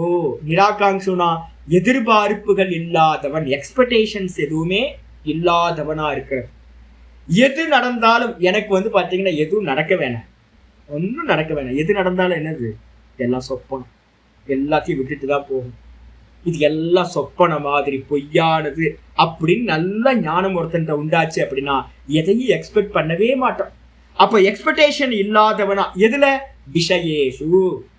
விஷயங்கள்ல வந்து எனக்கு இது நடக்கட்டும் அது நடக்கட்டும், இதை யாராவது கொடுப்பாங்க அதை யாராவது கொடுப்பாங்க எனக்கு அப்படின்னு வந்து பார்த்தீங்கன்னா வெளியில இருக்கிறவங்கள்ட்ட இருந்து எதிர்பார்ப்போட இருக்கிறது இருக்கேன், அது நீங்கி போச்சுன்னு வச்சுங்களேன், சொஸ்தமா ஒருத்தன் நல்லா திருப்தியா சொஸ்தமா ஒருத்தன் உட்கார்ந்து இருக்க. அப்ப அதனாலதான் இங்க ஆச்சரிய சொல்றாரு, சொல்லப்பட்ட ஞானத்தினால இது எல்லாம் பொய், நான் மட்டும் சத்தியம், இது எல்லாம் பொய்ன்றதுனால இதுல எனக்கு எந்த எதிர்பார்ப்பும் இல்லை அப்படின்னு இருக்கிறவன் தான் நித்திய திருப்தனாயிருக்க முடியும். வந்தாலும் சரி போனாலும் சரி, எது இருந்தாலும் சரி இல்லைன்னாலும் பரவாயில்ல அப்படின்னு வந்து பாத்தீங்கன்னா இருக்கிறவன் நித்திய திருப்தன். அது மட்டும் இல்ல, நிராசிரயா. நிராசிரயம் என்னது ஆச்சரிய சொல்றாரு, ஆசிரிய ரஹிதா. ஆசிரியம் இல்லாதவன், சார்பு இல்லாதவன், டிபெண்டன்சி எதுவுமே அவனுக்கு இல்லவே இல்லை. எனக்கு இது வேணும் அது வேணும் அப்படின்னு எந்த ஒரு டிபெண்டன்சியும் இல்லை, அப்படிப்பட்டவன். ஆசிரியோ நாம, ஆச்சரியர் அதை எக்ஸ்பிளைன் பண்ற. ஆசிரியம்னா என்ன அப்படின்னா, எத ஆசிரித்திய புருஷார்த்தம் சிசாத ஈஷயதி. ஆச்சாரிய சொல்றார், எதை வந்து பாத்தீங்கன்னா சார்ந்து இருந்து கொண்டு, எதாசிரித்திய எது ஆசிரித்திய எதனை சார்ந்து இருந்து கொண்டு, புருஷார்த்தம். புருஷார்த்தம் எத்தனை, 4 புருஷார்த்தம் இருக்கா, தர்ம அர்த்த காம மோட்சம். இப்ப எனக்கு ஆசிரியம் இருக்கா சுவாமி அப்படின்னா, எதுக்காக வந்து பாத்தீங்க அப்படின்னா ரொம்ப உத்வேகத்தோட நான் சாஸ்திரங்கள்ல பிரவருத்தி பண்ணிட்டு இருக்கேன், எனக்கு இந்த 4வது புருஷார்த்தம் வேணும், மற்ற 3 தேவையில்லை, தர்ம அர்த்த காமம் தேவையில்லை, எனக்கு மோட்சம் வேணும் அப்படின்றதுக்காக நான் பிரவருத்தி பண்ணியிருக்கேன். இந்த மாதிரி நிறைய சன்னியாசி சாதுக்கள் மோட்சத்துக்காக முயற்சி பண்ணிக்கிட்டே இருக்கிறாங்க. மீதி இருக்கிறவங்க ஒவ்வொருத்தரும் என்ன பண்றோம், தர்மத்துக்காக சில பேர், அதே நேரத்தில் தர்ம அர்த்தத்துக்காக சில பேர், அர்த்தம்னா தனம், அதுக்கப்புறம் போகத்துக்காக சில பேர். இந்த மூணுத்துக்கும் வந்து பார்த்தீங்கன்னா எதையோ டிபெண்ட் பண்ண வேண்டி இருக்கு. இப்போ நான் மோட்சத்துக்காக நான் சாஸ்திர சிரவண மனநாத்தை வந்து பார்த்தீங்கன்னா டிபெண்ட் பண்ணியிருக்கேன். நம்ம எல்லாரும் வந்து பார்த்தீங்கன்னா எதுக்காக பாடம் படிக்கிறோம்? மோட்சத்துக்காகது. அப்போ டிபெண்டன்சியை வந்துருது இல்லை, பகவத்கீதை வேதாந்தம் படிக்கணும், ஒரு குருநாதர் மூலமா கேட்கணும்னு வந்துருச்சு. அப்போ இதே மாதிரி வந்து பார்த்தீங்கன்னா ஒவ்வொரு கர்மத்துக்கும் வந்து பார்த்தீங்க அப்படின்னா டிபெண்ட் பண்ண வேண்டி இருக்கு பலனை அடையணும்னா. அதான் ஆச்சாரியர் சொல்றாரு, எதை ஆசிரித்திய, எதனை சார்ந்திருந்து கொண்டு புருஷார்த்தம், தர்ம அர்த்த காம மோட்சம் சொல்லக்கூடிய 4 புருஷார்த்தங்களை சிஷாத ஈஷதி சாதிக்க விரும்புகின்றானோ, சித்தப்படுத்த விரும்புகிறோமோ. நம்ம எல்லாம் டிபெண்டன்சி தான் இருக்கு. எதையோ அடையிறதுக்காக தான் உன்னை சார்ந்து இருக்கிறோம், நம்ம ஆசைப்படுறோம். அது எல்லாம் எதெல்லாம் இருக்கும்? ஒன்று திருஷ்ட பலன். ஒரு திருஷ்ட பலன் என்னது? இந்த லோக்கத்தில் இருக்கிறத அடையிறதுக்காக நம்ம என்ன பண்றோம்? முயற்சி பண்றோம். பார்க்கப்படுகின்ற இந்த உலகத்துக்கு பேரு திருஷ்ட பலன் அப்படின்னு பேரு. அதுக்கு அடுத்தது வைதிகர்கள் எல்லாம் வைதிக கர்மத்துல எல்லாம் ஈடுபடுறோமே, புண்ணிய கர்மங்கள்லாம் பண்றோமே, அதெல்லாம் எதுக்கு அப்படின்னு கேட்டீங்கன்னா அதிர்ஷ்ட பலன். அதிர்ஷ்டம் இது சொர்க்கம் முதலிய பலன்களை புண்ணிய லோக்கங்களை அடையணுன்றதுக்காக நம்ம என்ன பண்றோம்? நிறைய புண்ணிய கர்மாக்களை பண்றோம். இது 2வது. 3வது இஷ்ட பலன். 3வது இஷ்டம் எது? எனக்கு திருஷ்ட பலனும் இல்லை, அதிர்ஷ்ட பலனும் இல்லை, எனக்கு இஷ்டமா இருக்கு, எனக்கு இது வேணும். ஒரு நல்ல காஃபி இப்போ குடிச்சா நல்லா இருக்கும் அப்படின்னு ஒரு காஃபி குடிக்கிறேன், அது இஷ்டம் தானே. நல்ல ஃபலூடா சாப்பிட்டா நல்லா இருக்கும், மனசுல தோணிட்டே இருக்கு. நான் 20 நாளா வந்து ஜலதோஷம், இது எப்போ முடியுமோ அப்போ போய் வந்து பார்த்தீங்கன்னா நல்ல ஒரு ஃபலூடா சாப்பிடணும். அந்த ஆப்போசிட்டாக தான் ஆசை வருது. நல்ல ஜலதோஷம் இருக்கிற சமயத்தில் ஃபலூடா சாப்பிடணும்னு ஆசை வருது. பாருங்க, ஐஸ்கிரீம் சாப்பிட்டா ரொம்ப நல்லா இருக்கும்ல அப்படின்னு தோணுது. என்ன பண்றது? அப்போ இஷ்டம் இதெல்லாம். அப்போ திருஷ்ட, அதிர்ஷ்ட, இஷ்ட, இந்த 3 பலன்கள்லையும் சாதன ஆசிரிய ரகிதக, இது எல்லாத்துக்கும் ஒரு சாதனம் இருக்குல்ல, எல்லாத்தையும் அடையிறதுக்கு ஒரு சாதனம் இருக்கு. இஷ்ட பலன்களை அடையிறதுக்காக தான் நம்ம என்ன பண்றோம்? இந்த உலகத்துல பணத்தை சம்பாதிக்கிறோம், நிறைய மனிதர்களை சம்பாதிக்கிறோம். அதே நேரத்தில் அதிர்ஷ்ட பலன்களை சம்பாதிக்கிறதுக்காக தான், ஜென்ம சொர்க்கத்தை அடையிறதுக்காக தான் என்ன பண்றோம்? நிறைய புண்ணிய கர்மாக்களை நம்ம எல்லாம் பண்றோம், அதை சார்ந்து இருக்கிறோம். இஷ்டப்பட்ட பலனை அடையிறதுக்காக தான் தனம், மற்ற ஃப்ரெண்ட்ஸ் எல்லாத்தையும் வச்சிருக்கோம். அப்ப இது எல்லாத்துலயும் இருக்கக்கூடிய சாதனங்கள்ல என்ன பண்ணவன் இவன் என்ன ஆனா சார்ந்திராதவன் அப்படின்னு அர்த்தம். அதாவது ஆசிரிய ரகிதக இத்தியர்த்த. அப்போ ஒரு ஞானி புருஷன் என்ன பண்ணுவான்? நான் சொன்னல, ஒரு சுவாமி எனக்கு நல்ல பக்கத்துல இருந்தேன். என்னன்னு கேட்டீங்கன்னா, ஒரு சின்ன ஆசிரமத்தை ஆரம்பிச்சிட்டோம் அப்படின்னா டிபெண்டன்சி வந்துடும் பாருங்க. இதெல்லாம் பார்த்து பார்த்து எங்க ஆச்சாரியார் எதையுமே பண்ணவே இல்லை. அதே மாதிரி வந்து பார்த்தீங்கன்னா அவர் சொல்லி சொல்லி வந்து பார்த்தீங்கன்னா எனக்கு எதையும் பண்ணணும்னு தோணவே இல்லை. என்ன காரணம் தெரியுங்களா?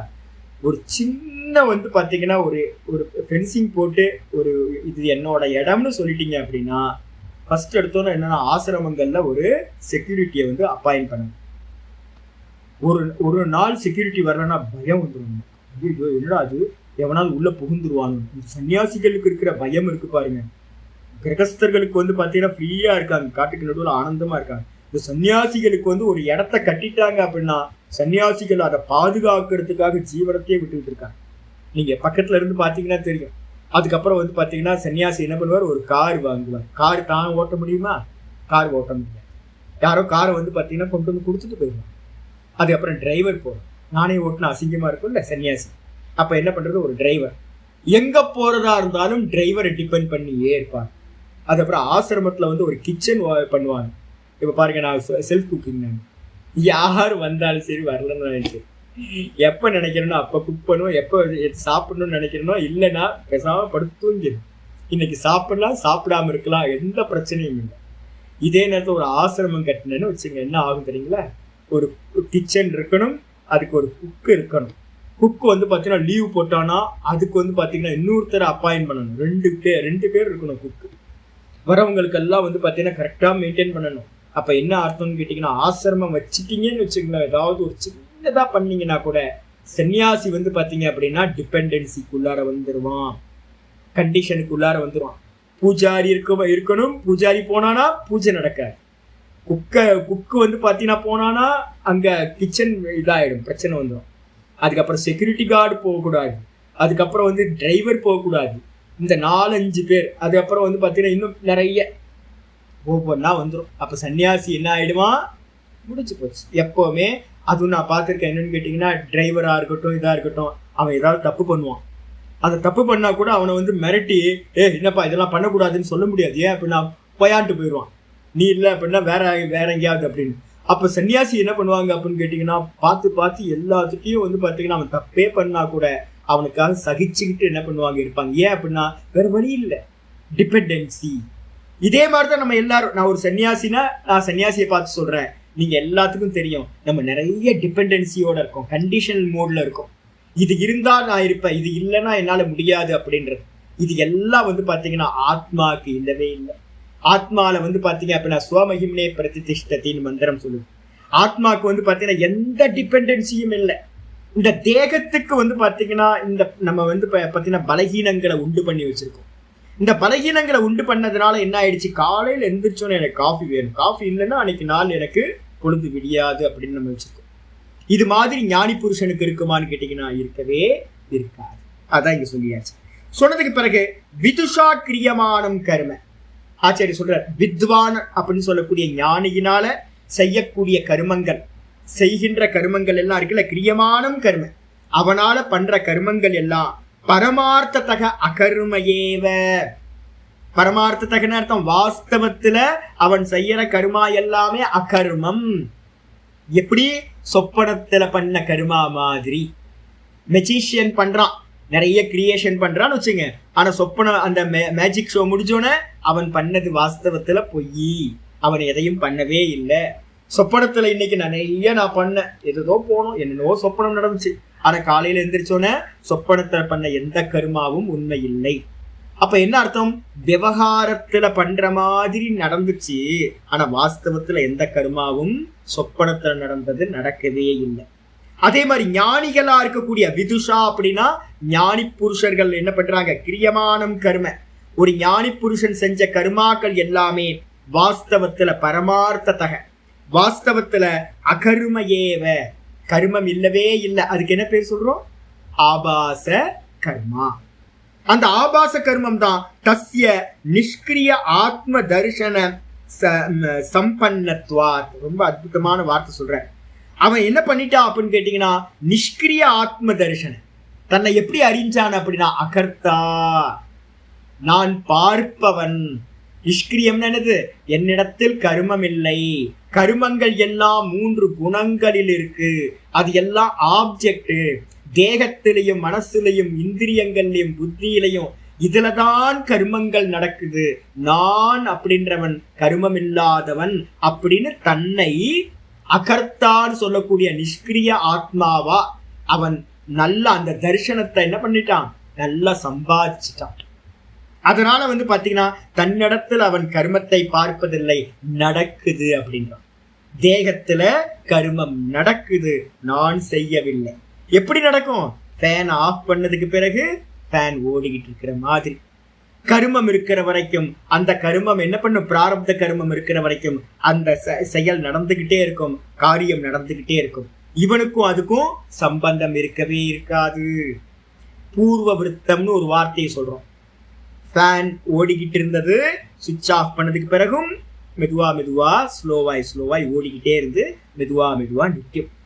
அதே மாதிரி இவன் என்ன பண்ணிக்கிட்டு இருந்தானோ ஞானத்துக்கு முன்னாடி, அதே கர்மா வந்து பாத்தீங்கன்னா கண்டினியூ ஆகிட்டே இருக்கும். இவன் ஒரு நல்ல தபஸ்வியா இருந்தானா, ஞானத்துக்கு பிறகும் என்ன பண்ணுவான், கண்ணை மூடி உட்கார்ந்து தபஸ்வியா இருப்பான். இவன் ஏதாவது கிரந்த அபியாசங்கள் ஏதாவது பண்ணியிருந்தானா, சொல்லி கொடுக்கறதெல்லாம் பண்ணிட்டு இருந்தான் அப்படின்னா, ஞானத்துக்கு பிறகும் இவன் என்ன பண்ணுவான், அப்படியே கொஞ்சம் கண்டினியூஸா வந்து பாத்தீங்கன்னா அவன் சொல்லி கொடுத்துட்டு இருப்பான் அந்த சரீரத்துல. அப்ப சரீரத்துல நடந்துகிட்டு இருக்கோம், ஆனா நான் செய்யறேன்ற எண்ணம் என்னாச்சு, போயிடுச்சு. நான் செய்யறேன்ற அந்த புத்தி கரண்ட் ஆஃப் பண்ற மாதிரி, சுவிட்ச் ஆஃப் பண்ற மாதிரி அது போயிடுச்சு. போனதுக்கு பிறகும் அந்த சரீரத்துல கர்மம் தெரியும், ஆனா அது அவனை பந்தப்படுத்தாது, அது சரீரத்துல இருக்கிற அப்படின்னு புரிஞ்சுக்கணும். தேன ஏவம் பூத்தேன, தேனா அதனால வந்து பாத்தீங்கன்னா ஏவம் பூத்தேன பிரயோஜன அபாவா, அவனுக்கு இந்த ஞானத்தினால வந்து பாத்தீங்க அப்படின்னா ஏவம் பூத்தேன பிரயோஜன அபாவா, இந்த விதமா அவனுக்கு கர்மத்திலிருந்து எந்த பிரயோஜனமும் இல்லை. இந்த உலகத்திலேயே பெரிய பிரயோஜனம் இருப்பானா, தன்னை அறிதல், மோட்சத்தை அடைதல். அந்த தன்னை அறிந்த பிறகு அவனுக்கு இந்த உலகத்துல ஆக வேண்டியது ஒரு பிரயோஜனமும் இல்லை. அப்ப அவனுக்கு இந்த உலகத்துல எதை பண்ணினாலும் எந்த பிரயோஜனமும் இல்லாத காரணத்தினால சசாதனம் கர்ம பரித்யக்தவ்யம் ஏவ இது பிராப்தே.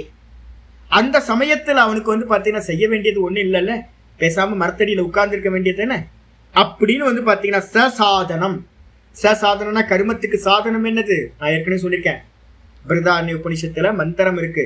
முதல் ஆசை என்ன அப்படின்னா ஜாயாமே சியாத், எனக்கு மனைவி உண்டாகட்டும், முதல் ஆசை. ரெண்டாவது ஆசை ஏன் அப்படின்னு கேட்டீங்கன்னா, மனைவி இருக்கிறவன் தான் பூஜைகள்லாம் கர்மத்துல ஈடுபடுறதுக்கு ரைட்ஸ் இருக்கு. இப்ப கூட பாத்தீங்க அப்படின்னா சொசைட்டில கல்யாணம் பண்ணல அப்படின்னா அவனுக்கு பாத்தீங்கன்னா செகண்ட் இதான், அவன் பாத்தீங்கன்னா யாரும் மதிக்க மாட்டாங்க. அப்ப முதல் தகுதி என்னன்னு கேட்டீங்கன்னா, கர்மத்தை பண்றதுக்கு முதல் தகுதி வைதிகத்திலையும் சரி இல்ல லௌகிகத்திலையும் சரி முதல்ல மேரேஜ் ஆகணும். அப்ப மனைவி வேணும், முதல் ஆசை. ரெண்டாவது, மனைவி உண்டானாலும் கூட அடுத்து குழந்தை இருந்தாதான் சொசைட்டில பாத்தீங்கன்னா ஒரு மதிப்பு உண்டாகும். அதே மாதிரி வைதிகத்திலையும் பாத்தீங்கன்னா குழந்தை இல்லாதவனை பாத்தீங்கன்னா கர்மத்துக்கு அதிகாரி இல்லைன்றாங்க.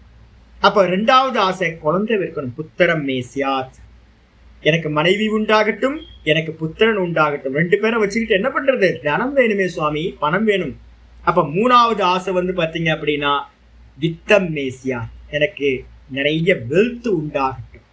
இந்த வெல்த்தை வச்சுக்கிட்டு தான் நான் என்ன பண்ண போறேன் அப்படின்னா கர்மம் பண்ண போறேன். இந்த அத கர்ம குருவி, இந்த மூணு அடைஞ்சதுக்கு பிறகுதான் நான் கர்மத்தை, புண்ணிய கர்மத்தையோ வைதிக கர்மத்தையோ பண்ணி அது மூலமா நான் பாத்தீங்கன்னா நல்ல பிரயோஜனத்தை எடுக்க முடியும். அப்ப கர்மா பண்றதுக்கு ரைட்ஸ் பாத்தீங்கன்னா சாதனம் எதுனா மூணு சாதனங்கள் சாஸ்திரத்துல சொல்லுது. மனைவி, அதுக்கப்புறம் குழந்தை, அதுக்கப்புறம் தனம். இந்த மூணு இருந்தாதான் கர்மத்தை பண்ண முடியும். அப்ப சாதனம்னா என்ன அர்த்தம்? கர்மத்துக்கு சாதனம் எது? இந்த மூணு. இந்த மூணுத்தையும் என்ன பண்றான் அப்படின்னு கேட்டீங்கன்னா கர்மம் எனக்கு தேவையில்லைன்னு வச்சுங்க. அப்ப அவன் என்ன பண்றான்னு கேட்டீங்கன்னா சாதனம் தேவையில்லை, சாதனம் தேவையில்லை. அப்ப ஏதாவது கர்மா பண்ணணும் அப்படின்னா சாதனங்கள் வேணும். அவனுக்கு அந்த கர்மத்தினால பிரயோஜனமே இல்லை அப்படின்னும் போது அவனுக்கு கர்மமும் தேவையில்லை, கர்மத்தை அடையறதுக்கான சாதனங்களும் தேவையில்லாம போகுது.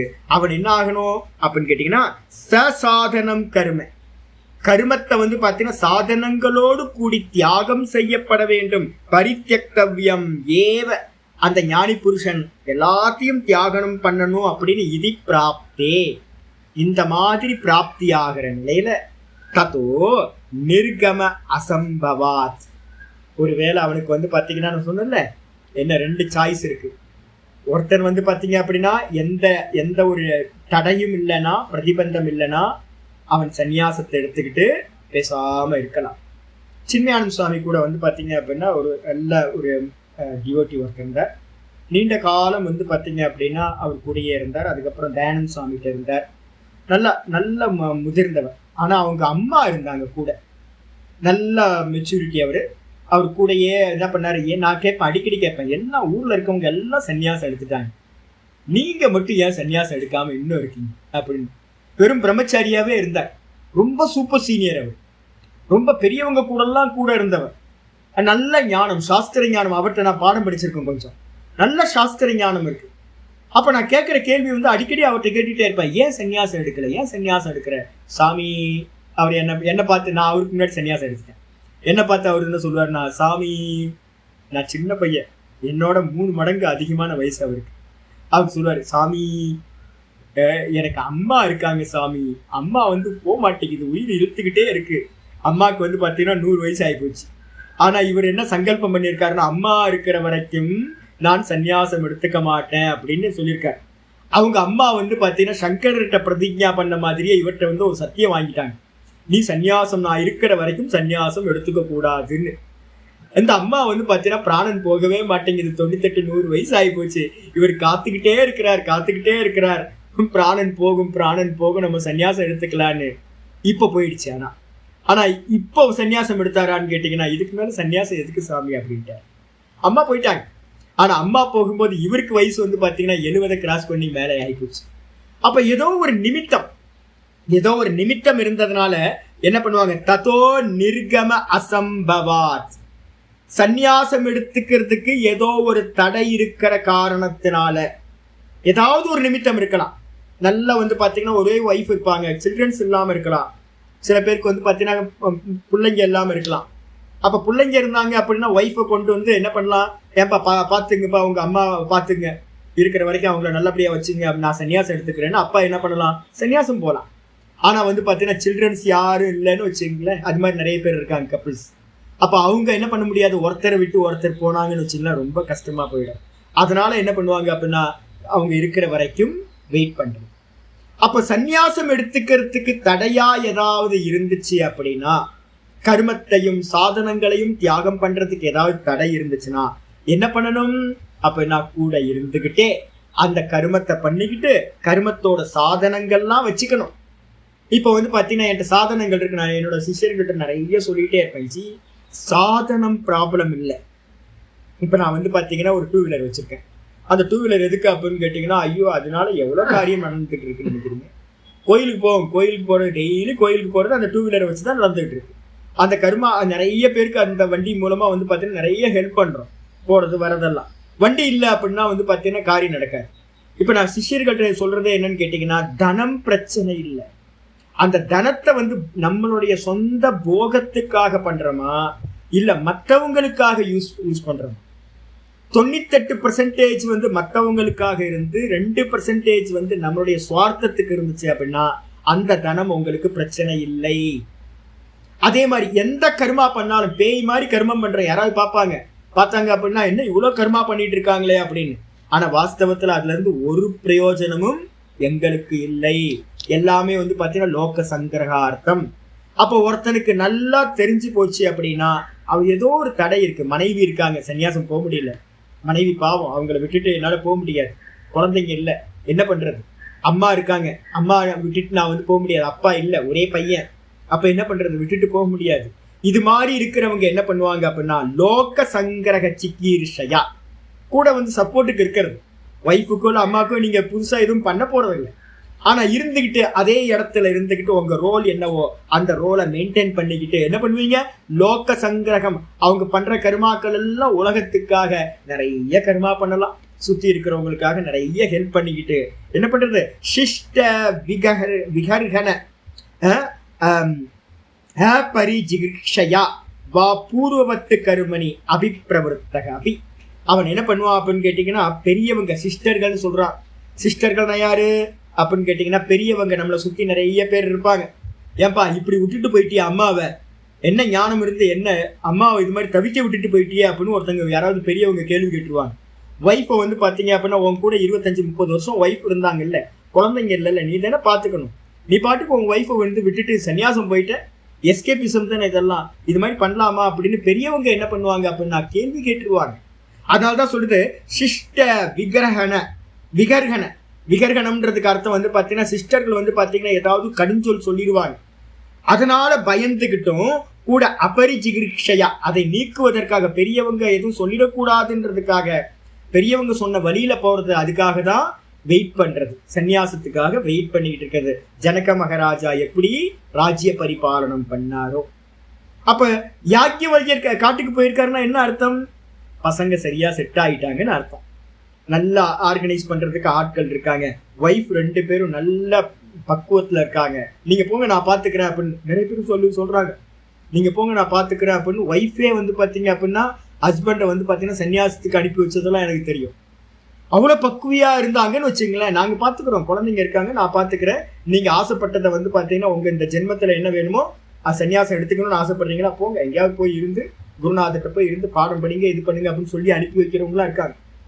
அது மாதிரி பக்குவியா இருந்தாங்கன்னா என்ன பண்ணுவாங்க, அனுப்பி வச்சிருவாங்க. இல்லைன்னா என்ன பண்ணணும், பெரியவங்க வந்து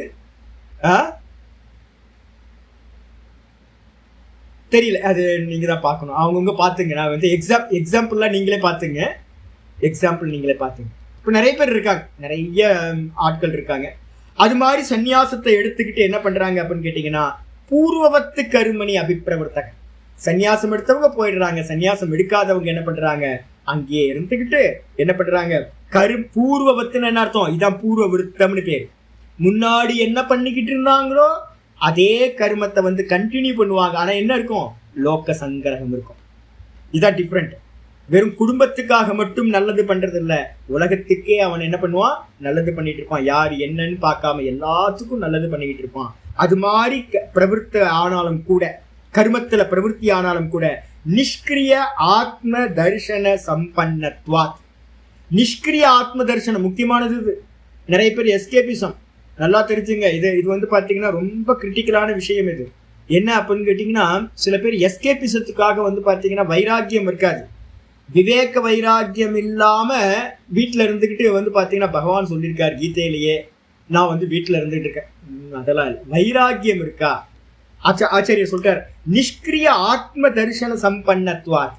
அவன் என்ன பண்ணா, அகர்த்தான்னு தன்னை வந்து பாத்தீங்க அப்படின்னா தரிசனம் அவனுக்கு சம்பாதிச்சுட்டான்.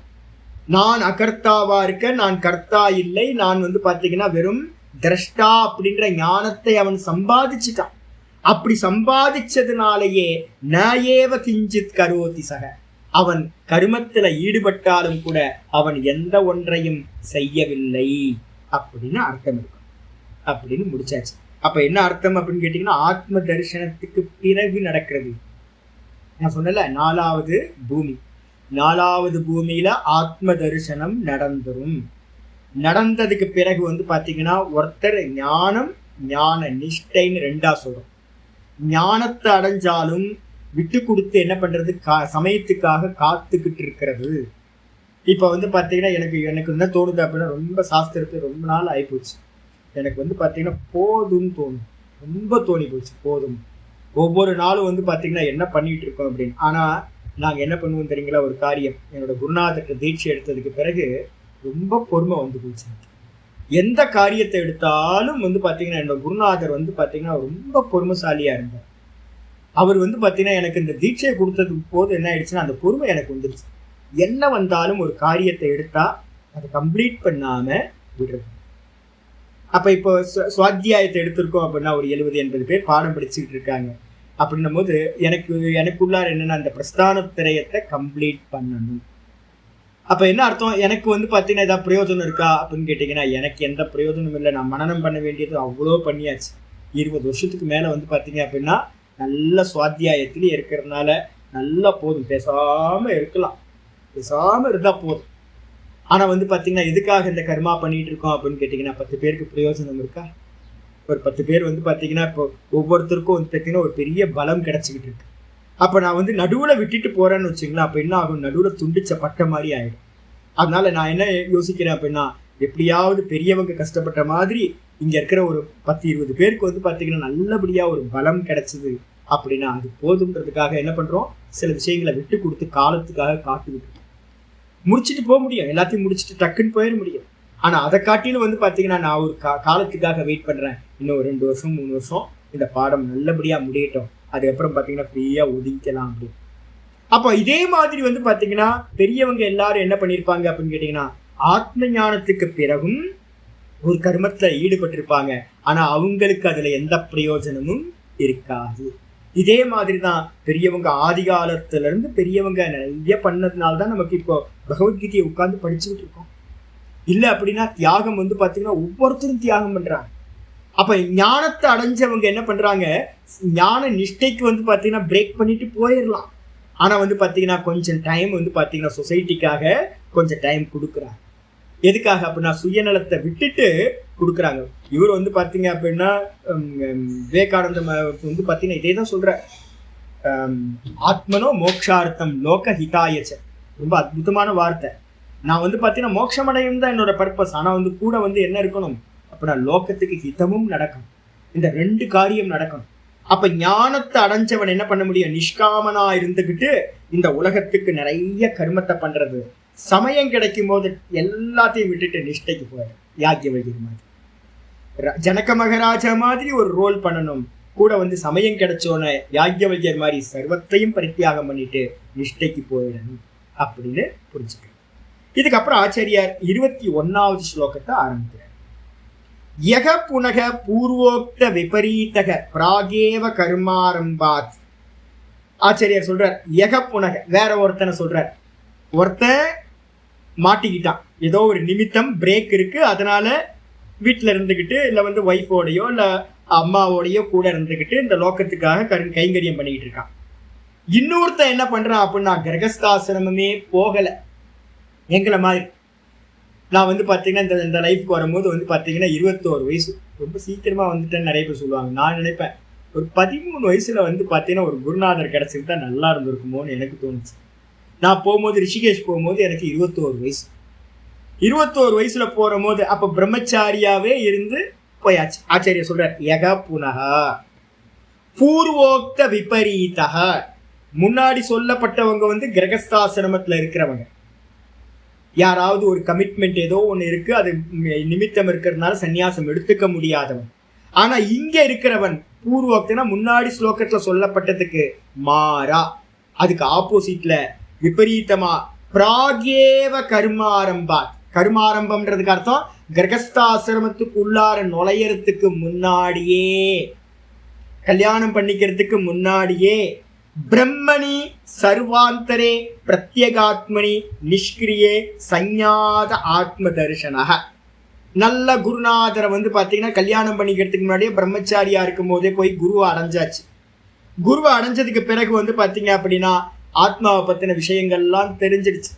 நான் சொன்னல, என்னோட குருநாதர்கிட்ட போனோன்னு 21 வயசுல போனோன்னு என்னோட ஆச்சாரிய சுவாமி குருநாதர் வந்து தீட்சை கொடுக்குறேன். ரிஷிகேஷ்லேருந்து எல்லாம் போகிறாங்க. நானும் வந்து பார்த்தீங்கன்னா யார் யார் போகிறா அப்படின்னு இது பண்ணும்போது சுவாமி வந்து செலக்ட் பண்ணுறேன், 2-3 பேர் அனுப்புகிறேன். உடனே 21 வயசு எனக்கு, அப்போ தான் போய் 2-3 மாதம் தான் ஆகுது. உடனே போய் சுவாமிகிட்ட போயிட்டு, சுவாமி எனக்கும் தீட்சை வேணும், நானும் சன்னியாசம் எடுத்துக்க போகிறேன். அப்போ சுவாமி சொல்ல, பேசாமல் இருக்கணும், நான் சொல்கிற வரைக்கும் பேசக்கூடாது, சன்னியாசம்லாம் பேசக்கூடாது, சூப்பராக சலோ அப்படின்ட்டு. அதுக்கப்புறம் ஏன் சன்னியாசம் எடுக்கணும்னு தெரியணும்ல, ஏதோ கொடுக்குறாங்க அப்படின்னு வாங்கிக்கிறதா என்ன, அப்படிலாம் வாங்குறது இல்லை. அப்போ பிரஸ்தானத்திரயத்தை வந்து பார்த்தீங்கன்னா பகவத்கீதையெல்லாம் முழுசா படித்ததுக்கு பிறகுதான் என்ன வரும்னா விவேகம் வரும். சந்நியாசம் எதுக்கு தேவை? சந்நியாசம் இல்லாமலையும் வந்து பார்த்தீங்கன்னா இருக்கலாம், எந்த தப்பும் இல்லை. அப்போ ஆத்ம ஞானத்துக்கு ஏதாவது சந்நியாசம் தேவையா சொல்லுங்க? இப்பெல்லாம் கிரகஸ்தரா இருக்கீங்க, நிறைய பேர் இருக்கீங்க. அப்போ உங்களுக்கு ஏதாவது சந்நியாசத்தினால ஏதாவது ஆக வேண்டியிருக்கா அப்படின்னு கேட்டிங்கன்னா இல்லையே. சந்நியாசம் இல்லாமே பாடம் கேட்குறோமே, எல்லா கமிட்மெண்ட்டையும் பண்ணிக்கிட்டே நம்ம என்ன பண்ணுறோம், பாடம் கேட்டுக்கிட்டு இருக்கோம், ஞானம் கிடச்சிக்கிட்டு இருக்குல்ல நமக்கு. எப்போ சந்நியாசம் தேவை அப்படின்னா நிஷ்டைக்காகத்தான் சந்நியாசம் தேவை. மஸ்ட், தான் தானா நிக்கிறதுக்கு தான் சந்நியாசம் தேவை. 6வது சாப்டர்ல சொல்ல போறோம். அப்ப வந்து பாத்தீங்கன்னா ஞானத்தை அடையறதுக்கு வந்து பாத்தீங்கன்னா சந்நியாசம் தேவையில்லை. அப்ப குருநாதர் என்ன சொன்னார்னா, நான் எப்ப சொல்லணும் அப்பதான் பேசாம போயிடணும். ஒரு 5-6 வருஷம் கழிச்சு பிரஸ்தானத்திரையும் கம்ப்ளீட் பண்ணதுக்கு பிறகு சுவாமிகிட்ட போய் நான் வந்து, சுவாமி நான் நிச்சயம் பண்ணிட்டேன், இனிமே வந்து இந்த லோக்கத்துக்கு எனக்கு போறதுக்கு விருப்பம் இல்லை, எனக்கு வந்து பார்த்தீங்கன்னா சன்னியாசம் ஸ்வீகாரம் பண்ணிக்கணும் சுவாமி அப்படின்னு சொன்னேன். நானே லெட்டர் கொடுக்குறேன் குருநாதருக்கு அப்படின்னு லெட்டர் கொடுத்து சுவாமியே பேசி வந்து பார்த்தீங்கன்னா எனக்கு சன்னியாசம் நடந்துச்சு. அப்போ சன்னியாசம் நடக்கிறதுக்கு வந்து பர்பஸ் என்ன அப்படின்னு கேட்டிங்கன்னா, எனக்கு எந்த தடையும் இல்லை, எல்லாத்தையும் விட்டுட்டு தான் வந்து பார்த்தீங்கன்னா நான் ரிஷிகேஷ் போயிருந்தேன். அப்போ எனக்கு ஒய்ஃப் இல்லை, சில்ட்ரன்ஸ் இல்லை, பிஸ்னஸ் இல்லை, எந்த அப்டக்கிளும் வந்து பார்த்தீங்கன்னா ஒரு சின்ன தடையும் இல்லை சன்னியாசம் எடுக்கிறதுக்கு. சுதந்திரமா இருந்தேன். அப்படி சுதந்திரமா இருக்கும்போது வந்து பார்த்தீங்கன்னா யாருக்கும் பர்மிஷன் வேணாம், குருநாதரோட பர்மிஷனோ ஆச்சாரியரோட பர்மிஷன் இருந்தா போதுமானது. அது கிடைச்ச மாத்திரத்துல சன்னியாசம் எடுத்தாச்சு. ஆச்சாரியார் சொல்றாரு என்னன்னு கேட்டா, அவர்கிட்ட வேதாந்தம் கேட்டு பிரம்மணி சர்வாந்தரே, கர்மத்தை ஆரம்பிக்கிறதுக்கு முன்னாடி பிரம்மச்சாரியா இருக்கும் போதே வேதாந்தத்தை கேட்டு, பிரம்மம் தான் வந்து பார்த்தீங்கன்னா எல்லா ஜீவராசிகள்லையும் ஆத்மாவா இருக்கிறது ஒரே பிரம்மம் தான்.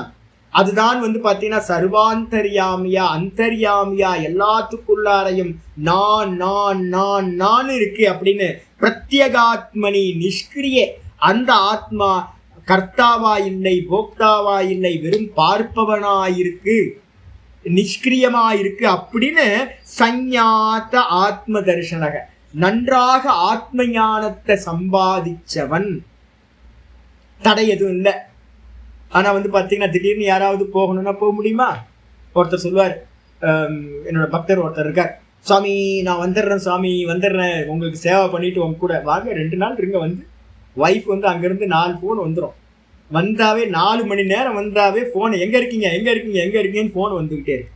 பசங்க மேல பாசம், நிறைய பாசம் வச்சிருக்கோம். அப்ப பசங்களையும் வந்து பாத்தீங்கன்னா குழந்தைங்களையும் ஒய்ஃபையும் விட்டுட்டு வந்துட முடியுமா அப்படின்னா 2 நாள் நம்மளால வந்து தனியா இருக்க முடியாதுங்க, தவிச்சு போயிடும். அப்போ அது மாதிரி இல்லாதவங்க வந்து பாத்தீங்க அப்படின்னா என்ன ஆகுறாங்க, பிரம்மச்சாரியா இருக்கும் போதே வந்தவங்க இப்பெல்லாம் என்னன்னா இன்ஸ்டிடியூஷன்லாம் வந்தவங்க திரும்ப சன்னியாசிகள் எல்லாமே வீட்டுக்கு போறாங்க, எல்லாம் பண்றாங்க. அதெல்லாம் பாக்குறதுக்கு வந்து பாத்தீங்கன்னா சாஸ்திரம் நிஷேதம். அதெல்லாம் ஒரு வாட்டி நீங்க பிண்டதானம் கொடுத்துட்டீங்க அப்படின்னா அப்பாவும் இல்லை அம்மாவும் இல்லை, வசுதேவ குடும்பக்கம் தான். இந்த மொத்த உலகமும் நம்மளோட குடும்பம் நினைக்கணும். பர்டிகுலரா வந்து அப்பா அம்மாவிட்ட இருந்து தியாகம் பண்ணணும், வீட்டுக்கு போகவே கூடாது. அதெல்லாம் நியமம் வச்சிருக்கு. இப்ப என்ன பண்ணிட்டாங்கன்னு கேட்டீங்கன்னா எல்லாம் ஒண்ணு ஆயிடுச்சு. சன்னியாசம்ன்றது ரொம்ப ஃபேஷனா ஆகி போச்சு.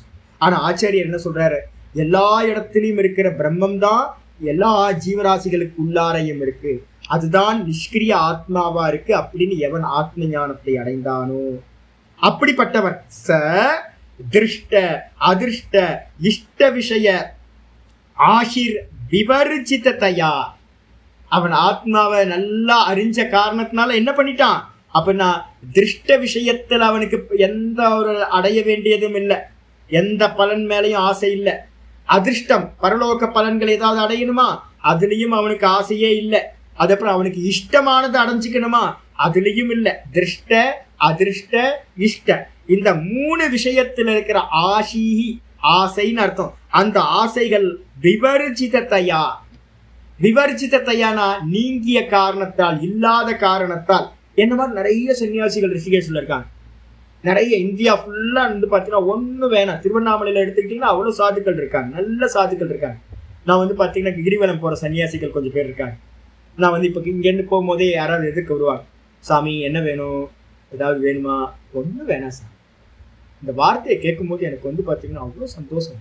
யாராவது ஒண்ணு வேணாம் சாமின்னு ஒண்ணு சொல்றாங்கன்னு வச்சுங்க, அந்த திருப்தி இருக்கு பாரு, அதுதான் ஞானத்தோட அடையாளம், பக்தியோட அடையாளம். ஈஸ்வரன் பார்த்துப்பார் ஒண்ணு வேணாம் அப்படின்றது. அதுக்கு அடுத்தது பக்தியை தாண்டி ஞானம் வந்துருச்சு அப்படின்னா ஒரு மண்ணாங்கட்டியும் வேணும் அப்படின்ற எண்ணம் நல்லா எஸ்டாப்ளிஷ் ஆகிடும் உங்களுக்குள்ள. அதுதாங்க கிடைக்கிறதுக்கு பெரிய விஷயம் எது அப்படின்னா அந்த திருப்தி கிடைக்கணும். இங்க இருக்க அந்த திருவண்ணாமலையில் நான் வந்து பாத்தீங்கன்னா ஒரு 4-5 பேர் இருக்காங்க. எப்ப கேட்டாலும் வந்து நான் என்ன பண்ணுவாங்க, ஒன்றும் வேணாம்னு சொல்லுவாங்க. நான் தான் வலுக்கட்டாயமா அவங்களுக்கு ஏதாவது தேவையானதை கொடுத்துட்டு வருவனுடைய ஒன்றும் கேட்கறதே. அப்ப இது மாதிரி நிறைய ரிஷிகேஷ்ல இருந்து ஹரித்வார்ல இருந்து நிறைய சன்னியாசிகள் வந்து பாத்தீங்கன்னா இருக்காங்க. அதுக்கு ஆப்போசிட்டா வந்து பாத்தீங்கன்னா எப்பவுமே ப்ராப்ளம் இருக்குது. ஒரு 1000 பேர்த்துல வந்து பாத்தீங்கன்னா ஒரு 100 பேர் அது மாதிரி இருக்காங்கன்னா 900 பேர் வந்து சன்னியாசிகள் என்ன பண்றாங்க, அலைஞ்சு திரிகிறாங்க. அது வந்து பாத்தீங்கன்னா எல்லா லெவல்லையும் இருக்கு. நிறைய ஆசை ஆசை ஆசை, ஏகப்பட்ட ஆசைகள்னால ஓடி ஆடி திரிஞ்சு நிறைய பூத்த பங்களாவா ஆயிப்போச்சு. ரிஷிகேஷ்ல ஹரித்வார்லயும் ஆட்கள் இல்லாம பில்டிங்கா கட்டி போட்டு, இங்க இதுல தமிழ்நாட்டுல வந்து பாத்தீங்கன்னா குறைஞ்சபட்சம் வந்து பாத்தீங்கன்னா ஒரு 200-300 ஆசிரமங்கள் அப்படியே ஆள் இல்லாம பூத்த பங்களாவா இருக்கு, பேய் வாசம் பண்ற பங்களாவா இருக்கு. ஆசைப்பட்டு எல்லாத்தையும் பண்ணினாங்க, வசிக்கிறதுக்கு கூட ஒரு ஆள் இல்லை. நிறைய கட்டி போட்டாங்க, எல்லாம் பில்டிங் சம்பாதிச்சாங்க. நிறைய சாதுக்கள் தான் அவ்வளவு ஆசைகளோட. ஆனா இங்க என்ன சொல்றாரு அப்படின்னு கேட்டீங்கன்னா, அந்த ஆத்மாவை தரிசனம் பண்ணவன், நல்ல ஞானத்தை அடைஞ்சவனுக்கு இந்த உலகத்தில் அடைய வேண்டியது ஒன்றும் இல்லை, பரலோகத்தில் அடைய வேண்டியதும் ஒன்றுமில்லை, அவனுக்கு இஷ்டமானதும் ஒன்றுமில்லை. அப்படி இருக்கிற காரணத்தினால திருஷ்ட அதிர்ஷ்டார்த்தே கருமணி, அவனுக்கு திருஷ்டத்தை பார்க்கப்படுகின்ற இந்த உலக விஷயங்கள் அடையறதுக்கும் கருமா தேவையில்லை, பரலோகத்தை அடையறதுக்கும் கருமா தேவையில்லை. அதனால கருமணி பிரயோஜனம் அபஷ்யன்னு, கருமத்துல எந்த பிரயோஜனமும் இல்லை. ஏன்னா கர்மம் எதுக்கு, ஏதோ ஒரு பலன் அடையிறதுக்காக தான் கர்மம். அப்போ வந்து பாத்தீங்கன்னா அவனுக்கு பலன் தேவையில்லை அப்படின்னும் போது அந்த கர்மத்துல அவனுக்கு வந்து பாத்தீங்கன்னா நிஷ்பிரயோஜனம் இருக்கிறதுனால என்ன பண்றான், பிரயோஜனம் அபஷ்யன்னு சாதனம் கர்ம சந்நியசிய, அவன் என்ன பண்றான், எல்லா எதையும் தியாகம் பண்ணிட்டு, மனைவி, அதுக்கப்புறம் பிள்ளை, அதுக்கப்புறம் தனம், எல்லாத்தையும் தியாகம் பண்ணிட்டு.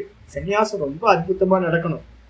இப்ப எனக்கு நான் ஒரு 5-6 பேர் கொடுத்தேன், அதுல ஒரு 4 பேர் என் கூட இருக்காங்க. அவங்களுக்கு வந்து பாத்தீங்கன்னா சன்னியாசம் கொடுக்கறதுக்கு நிறைய விதிகள்லாம் இருக்கு. ஒரு 3 மாசமா நாங்க ப்ரிப்பேர் ஆகும், தானம் பண்ணணும்.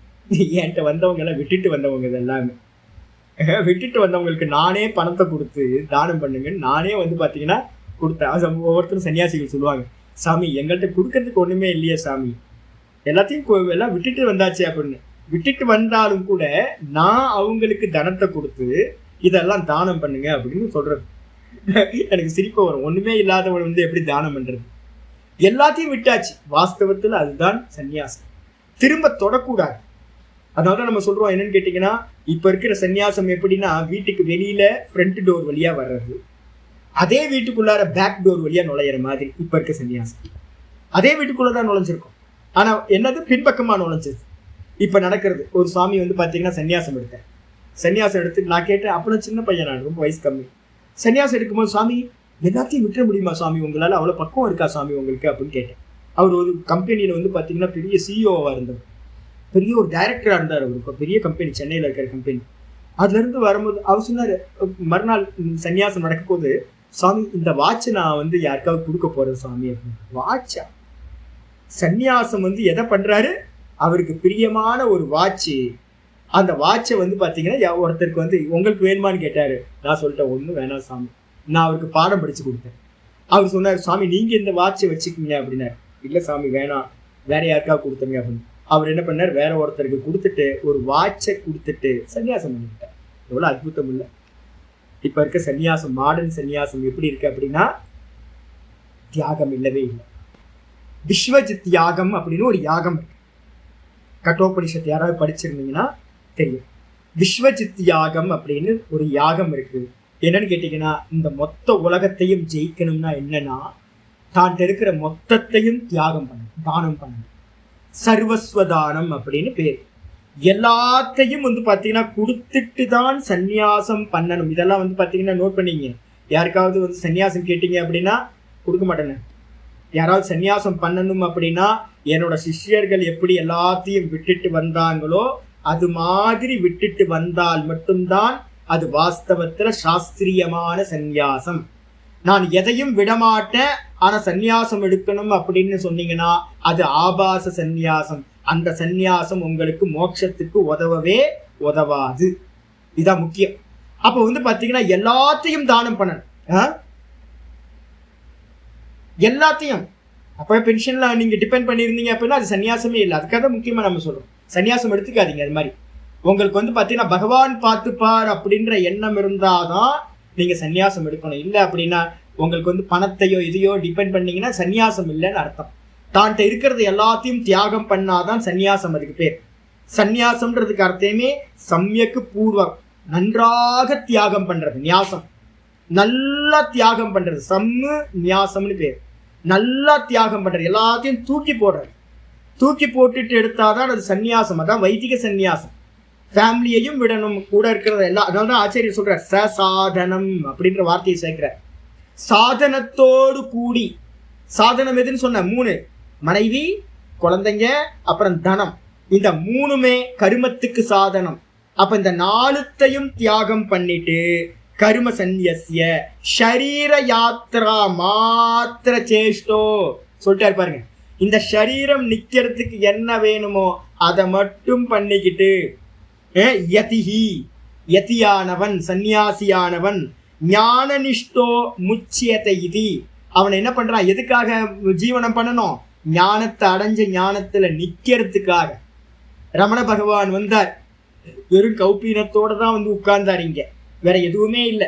ஷரீர யாத்திரைக்கு என்ன வேணுமோ அது மட்டும், வேற எதுவுமே தேவையில்லை. இப்ப நாங்க யாத்திரைக்கெல்லாம் போறோம்னு வச்சுங்களேன், நர்மதா பரிக்கிரமம் இருக்கு, அதே மாதிரி வந்து ஹிமாலயாஸ் யாத்திரையெல்லாம் இருக்கு. அப்பதான் எனக்கு தெரிஞ்சது, நான் ஒரு 1.5 வருஷம் 1.25 வருஷம் வந்து பாத்தீங்கன்னா நர்மதா பரிக்கிரமம் பண்ணேன்.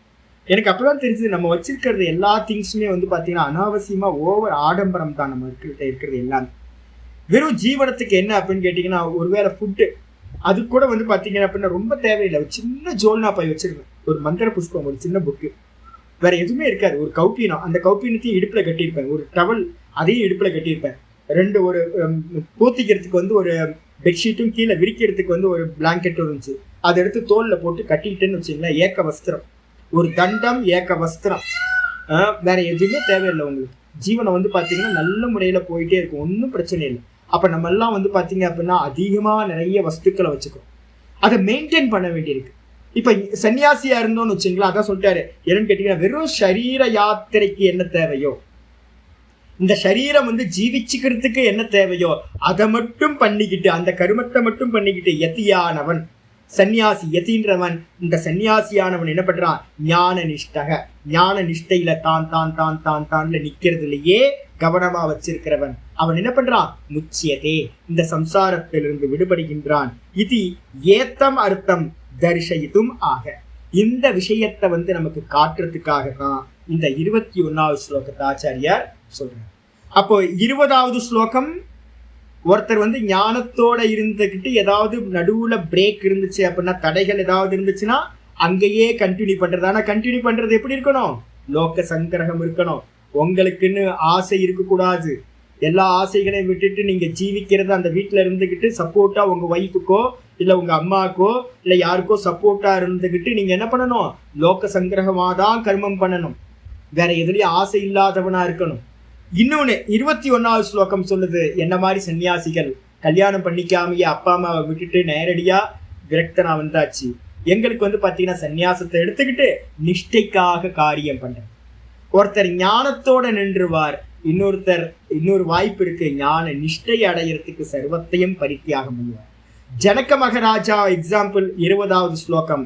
ஜனக மகாராஜா ஞானத்தோட இருந்தார், ஆனா ஞான நிஷ்டைக்காக அவர் போகல, தியாகம் பண்ணல.